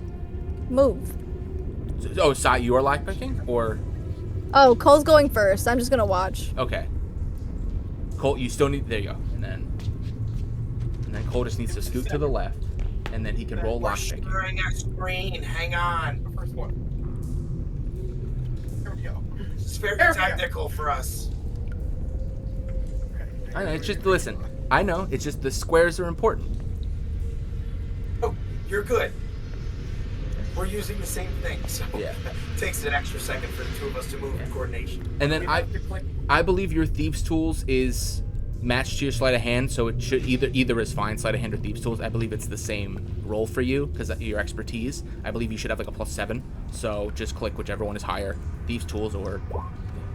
Yeah, 23. Okay, so you might have been a little wrong earlier. It was locked. That's kind of embarrassing. But you're like, but it's a lock. I picked so many locks. You put your Thieves' Tools in, and you unlock it, and like, dude, easiest quick of the flick of the wrist, it's instantly unlocked, and nothing appears to happen. So you're like, oh, it's definitely unlocked now. But it is still closed. Yes, at this point. You open the chest? Bull's gonna open the chest. Okay, hold on. Then I would like the three of you to roll initiative. Oh my god! As I move to the GM layer, and then I click on this thing, and then I How do I do this? Oh, How do I roll initiative? Just give me one sec. I will, Okay. on the character sheet. Change layer.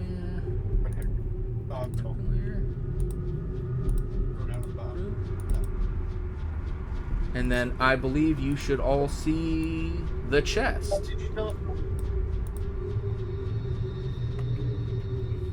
Should we roll now? Yeah, now roll initiative.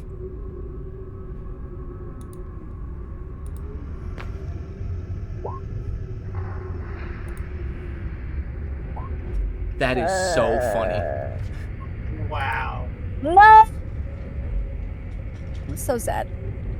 But Cole, did you roll initiative twice? No. You're in the initiative order twice. I'm just going to remove one. I only see it once. For us, we only see it once. So Oh, it's fine. I will just give you the higher of the two. And then, oh, Calix, did you roll as well? I did not. Oh, you're in here with a really good initiative for some reason, so I'm going to take you out of here. And then I'll take it. I'll remember it in case things happen.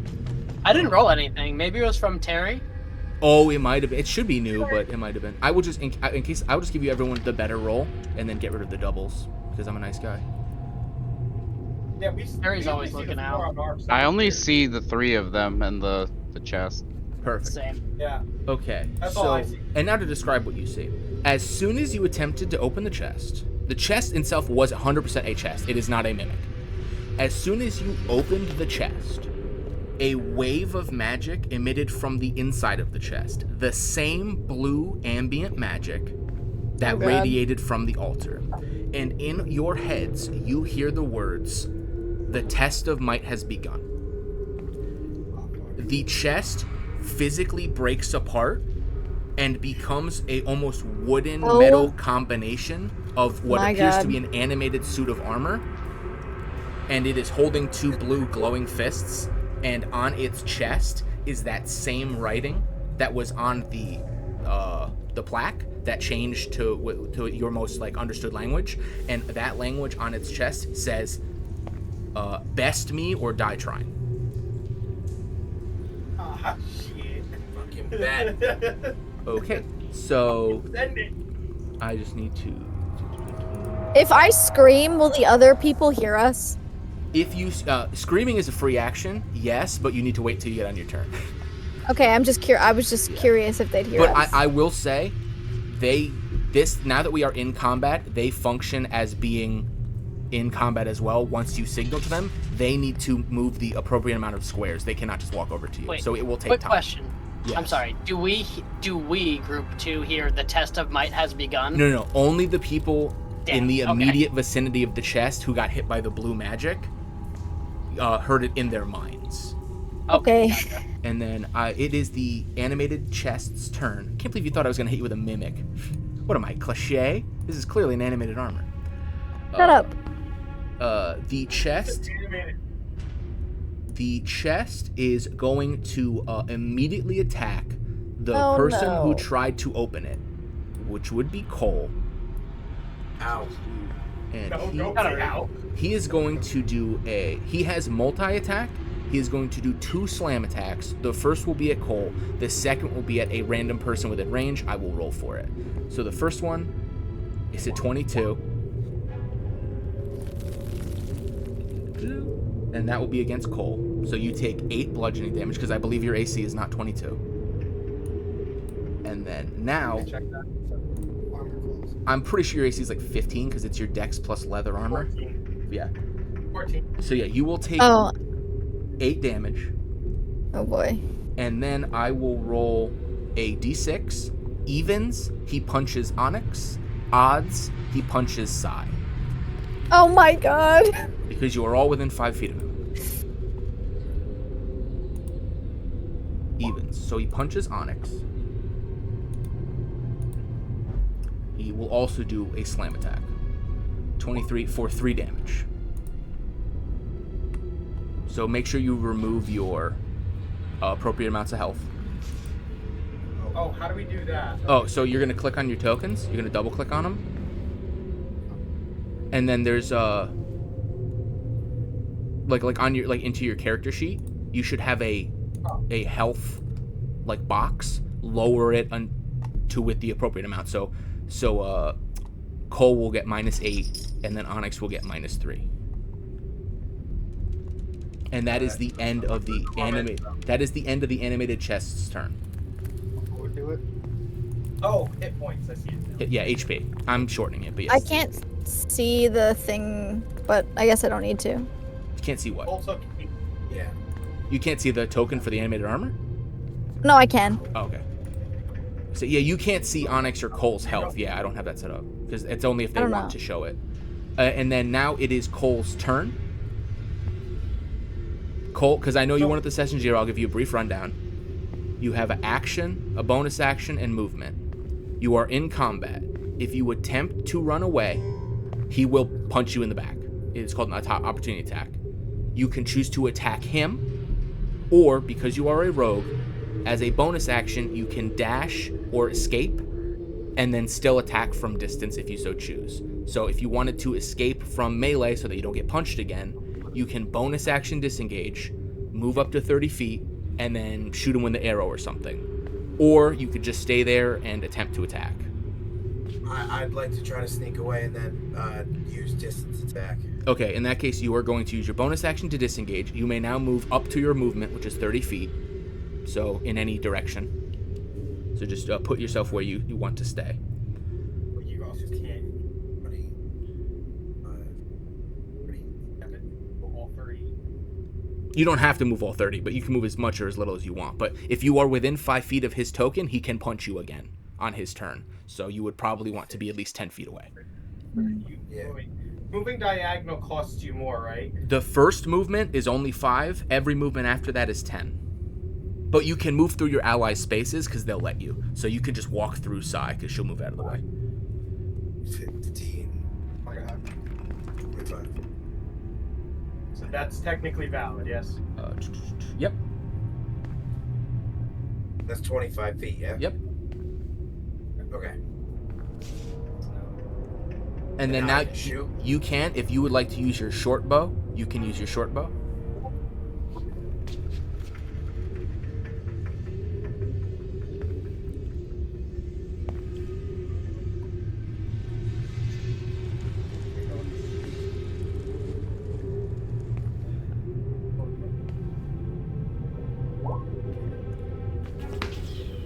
You shoot, and you shoot a 14 at the armor with your short bow.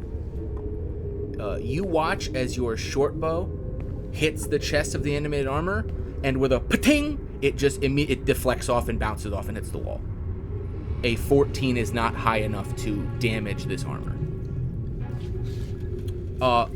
Time stop. Group 2, specifically Addie with your 14 passive perception. Weirdly, you don't know why, you swear you just heard the sound of metal on metal.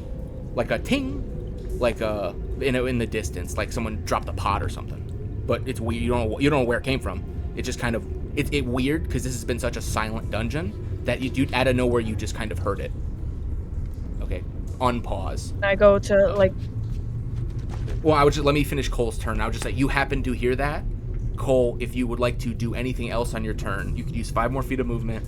You've used your action and bonus action. Speaking is a free action. So if you would like to call for help, you can do so, but you need to tell me that you are doing so and what you are saying. I'd like to try to call for the other group. Okay. Everyone in group 2, you instantly hear a exacerbated Cole, who sounds like he got punched in the chest and is kind of winded, screaming for help. And you put 2 and 2 together and think that they might be under attack. So now the 3 of you can roll initiative, and then on your turns you can start. That's gonna suck. Over. Okay. Okay, I guess guess we're we gonna roll roll initiative. Yeah, just go into your character sheets. There should be an initiative button. Where did that go? The middle button at the top of the sheet between armor class and in speed. Yep. Right? Well, Okay, that's actually unfortunate that you guys rolled so high, because now you don't get a movement on this rotation. I can make it. Okay. Calix gets to move, which is hilarious. Okay, so With the worst roll, let's go. Okay, so Cole, your turn ends, and you go, owie, ooch, my bones. That hurt. Sai, it is your turn. Oh, you, my bones. They hurt. There is what was once a chest, now a dude, who you just watched him in 6 seconds beat the hell out of your two quote unquote new friends, one more so than the other, but he seems pretty tough. Really wish I stuck to not opening this chest. I really wish you guys stuck as a party, because this was not supposed to be a hard fight. Sai wanted to stick together, but nobody fucking listened to me. No guts, Anyway. no glory. She hears Calix go, we said teams of 3 instead of 2. Okay, But I didn't want that. Good idea. It is your turn. You are not a rogue, so you cannot disengage for free, or for bonus action. But is there anything you would like to do? Attack, cast a spell? I'm gonna use Shocking Grasp on this asshole. Okay, I believe he does while quote unquote he is a chest, he is also constituting as made of metal. So I believe Shocking Grasp gives you advantage if he's made of metal. You would just click the Shocking Grasp button on your spell sheet. Yeah. There's 3 options. Cast what level? It's a cantrip. What level so am I? It's a cantrip, so it would just be base level would be 1. Yeah, Okay. it's a cantrip where she can upcast it at level 1. Yeah. Oh, what? I would have done that. Wait. Well, it increases when you reach level 5. Like I don't think you How can do do I more do this? damage. Oh, you can upcast that, I guess. Okay, Yeah. never mind. Help. Okay, it's fine. This- I'm rolling it, so you're gonna make a. Yeah, you make a spell attack. So what's your spell attack modifier? It should be at the top of your spell sheet. It's probably like a +5. It's a spell save DC. It's- You could see it in the thingy. No. Shocking Grasp says make an attack roll, so she needs to roll a Spell d20. attack bonus is 5. So you're gonna roll a d20 +5. Oh, okay. It was with advantage, but actually roll again, because if you get a crit, you'll do more damage. But you hit. Okay, so 17 +5, so 22. So you see this metal armor, and you watch it just smack Cole, and then like backhand Onyx, and then you see Cole run away, shoot an arrow, it bounces right off. He calls for help. Yes. Everyone's panicking. You reach over and you easily touch it with Shocking Grasp. Describe how it looks, like the nature of your magic.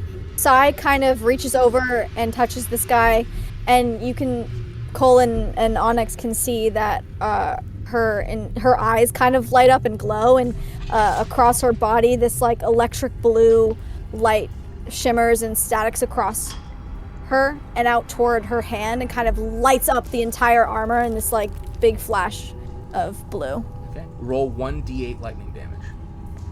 How do I do that again? Just you could either type in /R1d8 or go to the little dice on the sidebar and just click a 1d8.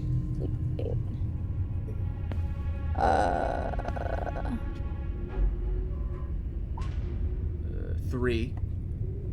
Okay, so you deal 3 damage, Think. and more importantly, 30. I believe. Yes. Yep. He now no longer has reactions. That is why I casted it. So now he can no longer do an opportunity attack. If you would like to walk away, you can do so without penalty. Yes, I would love to walk away. And by walk, I assume you mean sprint 30 feet in the other direction? Yes. Yeah.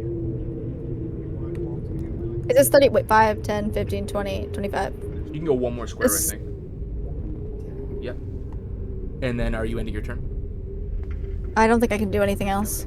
Then Yes, I'm ending my turn. now it is Onyx's turn. I'm gonna hit him with the 2-handed longsword. Okay. Roll for attack. Wait, is there something I have to do first or can do first? Well, you have to roll to hit first. So you would just click on the prompt for the 2-handed sword. Okay, so you rolled a 2 +5, 7. So you slam your long sword. Wait, hold up. If I rolled a 2, then I would like to re-roll. No. You can re-roll the damage. So you see how it says 1d8. See how it says 8 slashing. You rolled a 1d10, a 5 plus 3, so for a total of 8 damage. But you re-roll 1s and 2s to damage, not to hit. For great weapon fighting.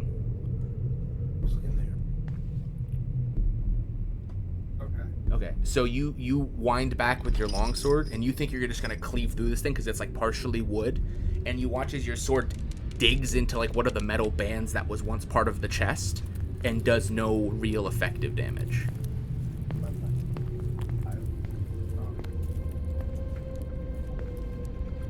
You still have a bonus action. Oh, I can use that to move? Well, you can use your movement to move, because he has no opportunity attack anymore. You could just walk away. But your bonus action, you have spells, if you'd like to use them, that are bonus actions, or you could just choose not to use it.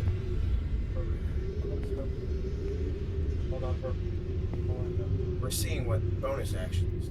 Well, I will say, just based off of your sheet, when I looked at it, I'm pretty sure most of your spells are things that you cast before you take your swing, and they do extra damage when you hit.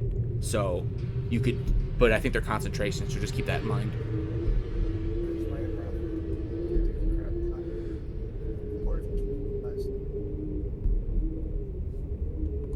I'm just gonna move next to Cole, and can I heal him? Oh, sure. Action. Yeah, your lay on hands is an action, so because you made an attack, you cannot do that. But what I will say, if you would like to interpose yourself between Cole and the armor, without you rolling for it, I will say you can position yourself a way that the armor will attack you instead of him, if that is your goal. Like that? Yes. And I will say, if you would like, for a bonus action, if you're not casting a spell, you can like taunt it, and we'll say that is how you get its attention, so that it doesn't beat Cole to death. I'm taunting it. Well, yeah, I mean, I assume the way you made it sound like you wanted Cole to not be attacked, so that's kind of what I'm flavoring it that way. It doesn't cost you anything. I'm after getting Tinder. Okay, and then that's your turn?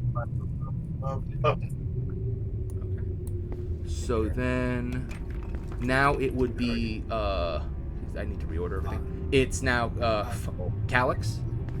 It is your turn. Our proficiency bonus is 2 right now, right? Yeah. Correct, yes, it is. Okay. Okay, so I'm going to I have an ability called Adrenaline Rush real quick. So I'm just gonna, if I do it like this, it should go. That was the wrong one. Pay no mind to that one. I already took one away, so I'm going to double cast Dash. Okay, and I believe you have a 30-foot base movement speed, right? So what, you're moving 90? Yeah. Okay, so you may move yourself 90 feet. So this, wait, there we go. So that's 5, right? 5, 10, 15, 20, 25. Can I just run along the wall or no?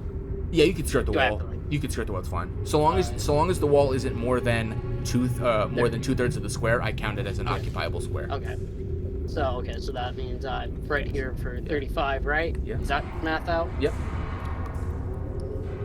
And then diagonal counts as 10 here, or no? The first one is 5, and then every one after that is 10. So if you already moved diagonal once, then yes, it would be 10. Yeah. Okay, so that would be, okay, so let me just make this nice and easy and just go 30 feet this way, which I'm at. Okay, so I'm gonna go, that's 60, right? Yep. Yep, that was 60. And I end my turn there because I have no other options. Because I used, I ran, I dashed, and then I did an adrenaline rush dash again. And I end my turn there. Okay. And then that would be the start of the new initiative order. So it is the chest's turn again. You watch. Oh boy. You watch as the chest, specifically Sai, you see this because it was your spell. You know you've cast that spell before. You know that like now that it's quote unquote his turn again, he should kind of shake it off. You watch as like the electric bolts that you inflicted on him kind of like he almost in a weird way like think Tin Man from the Wizard of Oz, where he just doesn't move the right way. Like he's trying to clearly walk up to Onyx and beat him up, but something about his joints and the electricity, like the electricity is lingering as though it were vulnerable, but not in a damaged sense, in a sense of like he is now, you would say, he appears to be having the slowed condition for 1 turn as a result of taking electric damage. If you had to rationalize his movements and actions. Cole and Onyx, you don't notice that because you guys aren't familiar with the spell she cast on it, but you do notice it acting strangely. So it will kind of half shamble, half move over here, and it will make 1 attack at Onyx.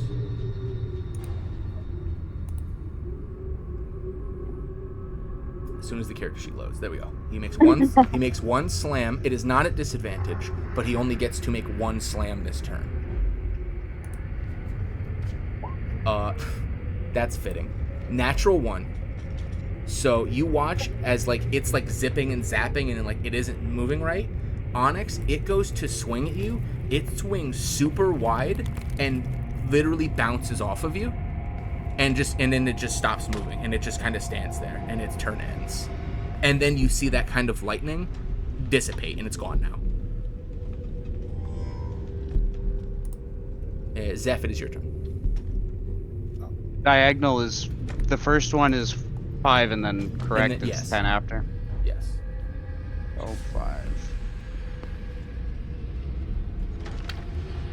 That's as far as I can move, so I have to end my turn. Well, that is your movement. If you're not casting a spell, you can use your action to dash and move another 30. I have a dash. Well, you can choose to dash as an action as opposed to doing something else. I will choose to dash as an action and move another 30. Yes. Okay. And that is where I will end my turn. Yep. And then, Addie, it's your turn.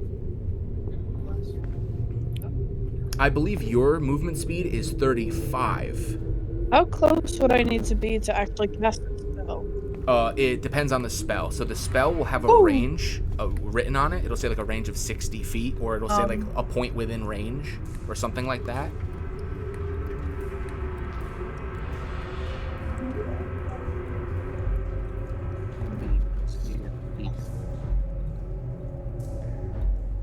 Alright, I'm just looking to see if there's anything I could actually like, do from...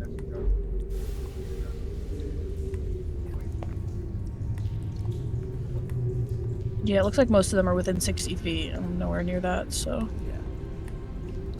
Yeah, I believe because you are half elf, you get 35 feet, so if you dash, you can move 70 instead of 60.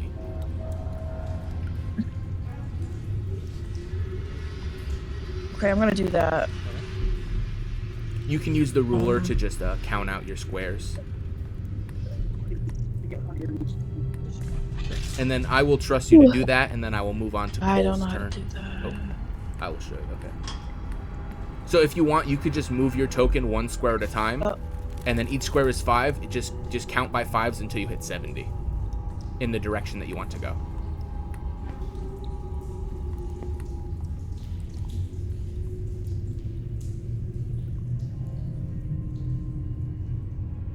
So I will move your token. Yeah, I can do that. Okay, there you go. And then, so yeah, you handle that, and then I'll go to Cole. Cole, it is your turn, Cole.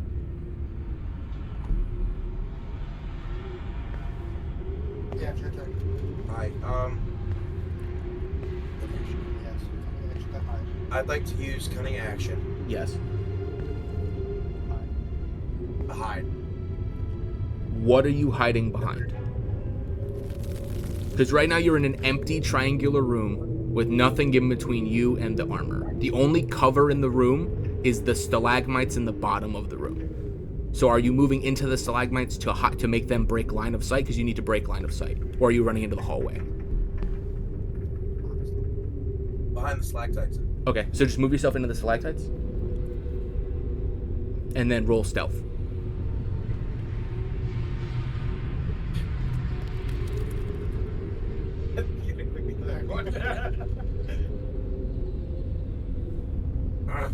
You can move into the stalactites because you're going to hide in them. You can move on to that too. There you go. And then now roll stealth. A regular stealth check.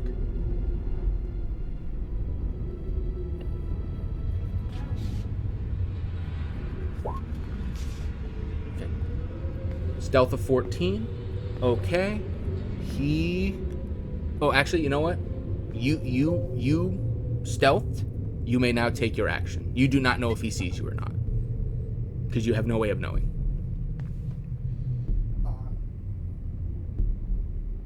You still have your action, so if you like to attack or do anything else. Yeah.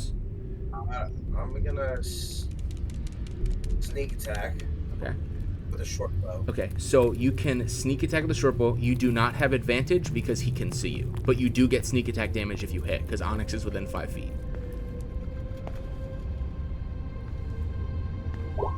Oh wow, 24. Oh yeah, you hit him. So. Oh yeah, you hit him. Oh yeah, you hit him. Because you passed it already. I'll tell you, his AC is 15. So like that 14 you hit was like just shy. And then, so that is 5 plus 7, so that is 12 damage. And then let me just check.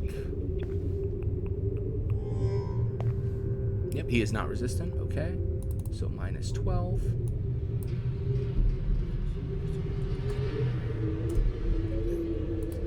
Okay, he is now bloodied, quote unquote, which means his health is at half or below.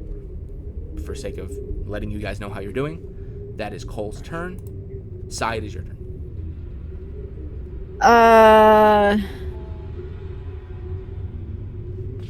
If I try to cast Chaos Bolt, would that hit Onyx? I believe the wording of Chaos Bolt says that if you roll a natural 20, it jumps to a target within 5 that you choose. So I think you could just choose for it to hit the wall as opposed to hitting your friend, I believe. If you can click the spell and I'll double check, but I believe that is the wording.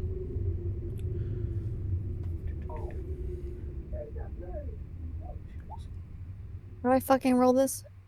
2. Yes. I roll a d20? Yeah, it's a d20 plus 5. If you roll the same number of bolt d8s, the chaotic energy leaps from the target to a different creature of your choice within 30. Okay, so yeah, you can simply choose to not hit. Though it does not matter, because you... Well, it doesn't matter, because... You rolled a 10, which is not enough to hit his AC. So you watch as this magic goes out, and it hits his like chest plate, and it like ricochets off, and it slams into the wall, and you watch as the energy turns into like a combination of cold, fire, acid, like it never got a chance to pick its type, as it just kind of splatters off and ricochets. And that is your action. Yep.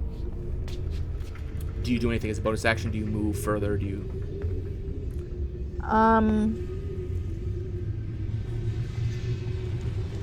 No, I stay where I am. Okay. Onyx, it is your turn.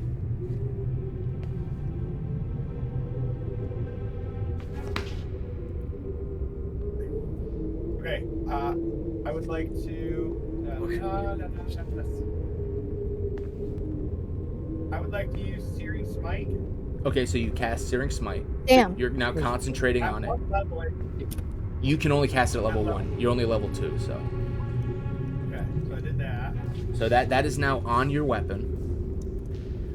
So the next time you hit a creature with a melee attack, Searing Smite will activate. Two-handed longsword. Okay, roll to hit. 11 does not hit. Seriously? The Searing Smite does not get used. It is still on your weapon, but 11 is not 15, so it does not hit. You watch as it also bounces off the more metallic plate. So much for being a heavy hitter. I mean, hey, you're a tank. You took that punch really well. It only did 3 damage. I didn't. And then okay, and then are you choosing to use your movement, or are you staying in melee? Wait, can he still chase us? If you walk away, he will punch you. Yes. Yeah. So you're just staying still. I'm gonna stay right here. Okay, then Calix, it is your turn. I'm just gonna regular dash, not the adrenaline, down here, which is 45 feet. Yeah. And then I'm gonna finish out my 15. 1, 2, 3. And then from here, I should be able to see it, right? You can see it. It is at the edge of your dark vision, but but you used your action, right? So you can't. Yeah, like, I used my action, so I know I can't. Yeah, but I just want to acknowledge it. You will see what appears to be a suit of armor that isn't a suit of armor. It looks like a chest that someone warped around a person, like into a suit of armor made of a treasure chest, and you are watching it violently attempt to beat Onyx to death. Okay, then. And you see Sai like slinging spells from a distance, and you do not see Cole. Okay. So with that, I'm going to use my last adrenaline surge, just because Calix, it does not want his, like, one of his new companions to, like, die down here, and he's just gonna surge up again, 30, and I'm going to end my turn right in front of Sai. Okay, you end your turn there. You still do not see Cole. Okay. You do not know. You don't see, like, you see a little bit of blood on the ground where Cole was, where he got punched really hard. That, like, probably came out of his mouth because he got punched, like, he got slammed. But you do not see a body or him. You see an arrow on the ground. In fact, you see an arrow in the armor and an arrow on the ground, but you do not see Cole. And then that is your turn. About time, Slugger. It is. I'm so sorry, Onyx. It is now the armor's turn. He has not been electrified this turn. He will be making 2 slam attacks at a target within range. You are the only target within range. Oh boy. Okay. He will be using his multi-attack to make 2 melee attacks at you. 1 slam, 2 slam. Does a 6 or 12 hit your AC? I don't think so. Give me a sec. I believe you have heavy armor. I think you're like 16 or 18 with your shield. Yeah, they don't hit. Yeah. So you hold your shield up, and he like clangs his fist against it, and you don't even feel it. You're like, damn, he must have got like 1 good punch on me. I don't know how I let him do that, but like this is cake. Like he feels so weak against your shield in this moment, and that is his entire. And he will, sensing new arrivals, he will then like robotically walk forward to a point here where he is now within 5 feet of 2 targets, and he will end his turn there. It is now Zeph's turn. I will say this will be the last round of combat because it is about 10 o'clock, and then we will cliffhanger it after this round. Or if you kill him, whichever comes first. Well, let's try to kill him. No, numerically speaking, you have a pretty good chance of killing him. You got 2 heavy hitters standing right next to him and a spellcaster. I use my movement and a dash, and that is it. Yeah. That is all I can do. Okay, so that is your turn. So then it is now Addie's turn. I'd also like to use a movement and a dash, which should pretty much get me to the... Okay, so because you said I have up to 70, right? You have 70, but you're moving diagonal, and remember each diagonal after the first one is 10. So if you go, that's like 5, 15, 20, 35, 45. Just using the ruler. I don't know. I went diagonal with the ruler. Yeah, I've got 50 feet at the edge of the. Yeah, I would say. I go. According to the ruler, if I go right here, that's 50 feet. No, that's because of the way the diagonal is calculated. I don't think that's 50. I think from where you were, it would be 5, 15, 25, 35, 45, 55, 65, 75. So you would be here, which is about where you were, but slightly off. Because you can't go through the altar because it's like 20 foot tall. You'd have to climb over it, so you have to like skirt the altar. But and then that is your turn, and then now, because you have an option, are you using your bonus action for like a spell or anything, or are you just ending your turn? If you have any bonus action spells, it would be the ones on your sheet that have a little bubble next to them. Those are the spells that you have prepared. Well, that might have to be within 60 to 90 feet. Yeah, I was gonna say the wall is currently in the way, so anything that says like a target you can see within 60 would not work because you cannot see it because of the wall. Right within range, creature choice. Oh, I do have. Am I within 90 feet? Yeah, you're within 90 feet in like a straight line. Yeah. So as long as if it's like a point within 90, then yes, you can cast. I want to cast Entangle because it's a range of 90 feet, a point within range. How wide is the spell Entangle? In fact, just click it. It's wide. We would be entangled. I'm aware. I need to know how big to draw the circle. Because she doesn't see you guys next to it. She just knows there's a threat in there. So if she's casting it, she's going to cast it where she thinks the armor is, which is where the armor is because the spell lets her do that. And then I will draw a circle out from the armor, and if it hits you, it hits you. Okay. 3-foot square starting from the point within range. So starting from the point, but it's a square. Okay. Can you just click the the bubble next to it so it puts it in the chat so I can do the right shape? I think I clicked the wrong bubble. There we go. Okay. 20-foot square starting from a point within range for the duration.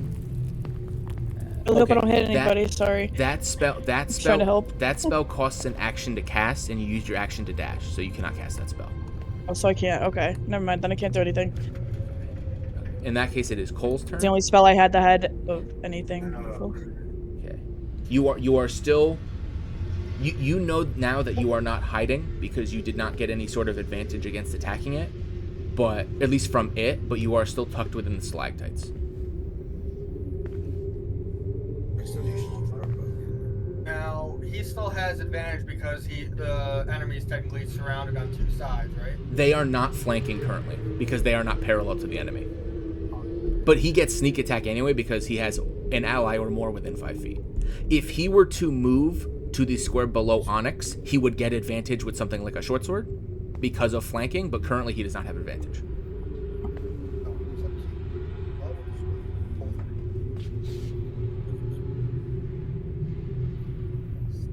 I'm going to use short bow. Short bow, okay. Roll your short bow attack with sneak attack enabled. 7 does not hit. You watch as the Calix, you watch as an arrow shoots out from behind the stalactites and ricochets off the armor, and then you peek over and you see Cole is hiding between the stalactites trying to get an advantage on his shot against the armor, but the arrows seem to be bouncing off. You now know that he is alive. Okay, and then would you like to do anything with your bonus action? So you hide against this way that he can't see you to come out. I would like to hide again. Okay, roll stealth again. 11. Okay. You do not know if you are hidden. So, but you think you are hidden. And then Sai, it is your turn. Yeah, so I'm gonna move here, and then I'm gonna cast Shocking Grasp again. Okay, roll 2d20 then, plus 5, because you have advantage because he is made of metal. Okay, 19. Yeah, that's pretty good. So 24. So roll and then a D. 1d8. 8. Nice. So that's 8 damage. And now that you have seen it once before, you recognize that kind of voltage messing with him, joints locking up sensation, and you see that he has been electrified again, and you assume that he will respond similarly, but as per normal casting the spell, his reactions are now gone. If you would like to move away. Yeah, I'm gonna go back here. Okay. And then Be my shield. Yeah, and then are you doing anything with your bonus action? I can't figure out if I Because I just can't remember because of your class. I can't remember what can be made a bonus action or not at your level with. I don't remember. I'm gonna say no. This is I end my turn. Okay. In that case, it is now Onyx's turn, and boy, is he in a position to steal this kill. If he hits with his sword. I am going to move 1 block forward. Okay. Smart man. Let's go, shiny. You will now be rolling with advantage if you choose to attack him. What does that mean? It means you get to roll twice and take the higher number. So do I just? So I still have my my smite thing active, Yep. right? So you just click two-handed longsword if you're using that. Just click it twice and take whatever the bigger number is. Double 24. Boy, is that funny. Damn. I technically don't know what the ruling is for numbers, but I will say I will give you the option to take which one, because the first one you can re-roll that damage because it's a 1 on damage, or you could take the one that is 7. I will let you pick. I think I'm gonna just take the 7. Okay, in that case, Smite? he did not click Searing Smite, no, so now you need to roll it separately. I believe it is 1d6 fire damage for Searing Smite. 1d6. Yeah. do 9 damage. Okay, so you do 9 damage, so it has 1 hit point left. No! And you watch, this is why I love Searing Smite, you watch as he bursts into flames. As the wording of Searing Smite clearly says, the attack deals extra 26 and the target and causes the target to ignite in flames. So it is currently on fire.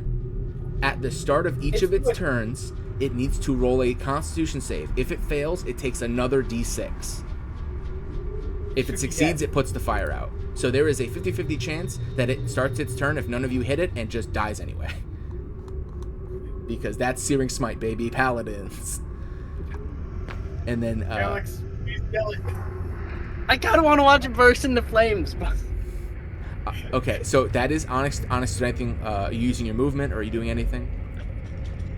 No. Okay, so Calix, it is your turn. If you want to be a funny haha guy, I will let you can ready an action and just say, if it doesn't burst into flames, as a reaction, you will take a swing at it.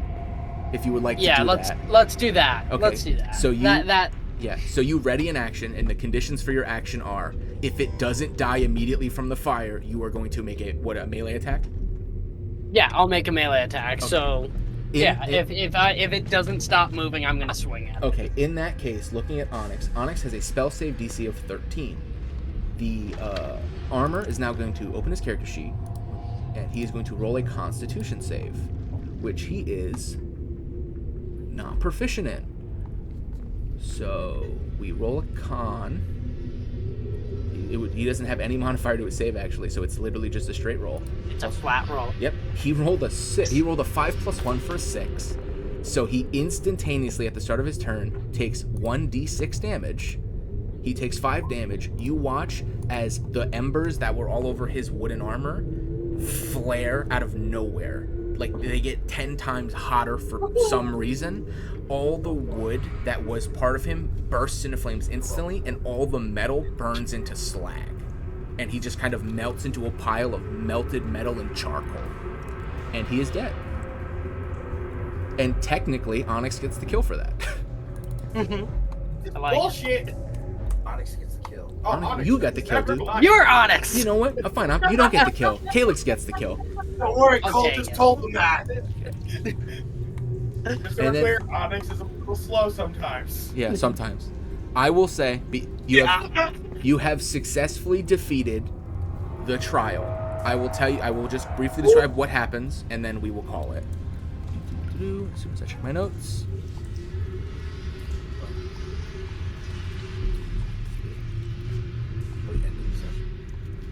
Okay, you watch as soon as the energy fades from the magic armor, that magic writing that was on its chest, like, burns away and it disappears, and you watch that flash of blue light from its, like, that it flashed when it opened and when it died. It rises from the chest where the writing was of the armor, what's left of it, and you watch it form and coalesce into like a baseball-sized ball of blue light that is kind of just hovering faintly, and you watch it slowly begin to move. I am going to move the token, but it's dead. I'm just using the token. And you watch as every 2 or 3 seconds, this kind of blue light, I'm moving you slightly, is just kind of going in this direction. Do you pursue it, or do you just follow it? You follow it? You watch. Follow. You watch as it starts to speed up, but like it seems to pass around people. Like Brontes and Addie, you see this blue light, and it doesn't attack you in any way. It just kind of shoots the gap, and you watch as it touches the first of the empty spheres held up by the dragon statue, and you watch as it gets sucked into that 5-foot diameter sphere, and it now radiates with an intense blue light matching the blue light of the barrier.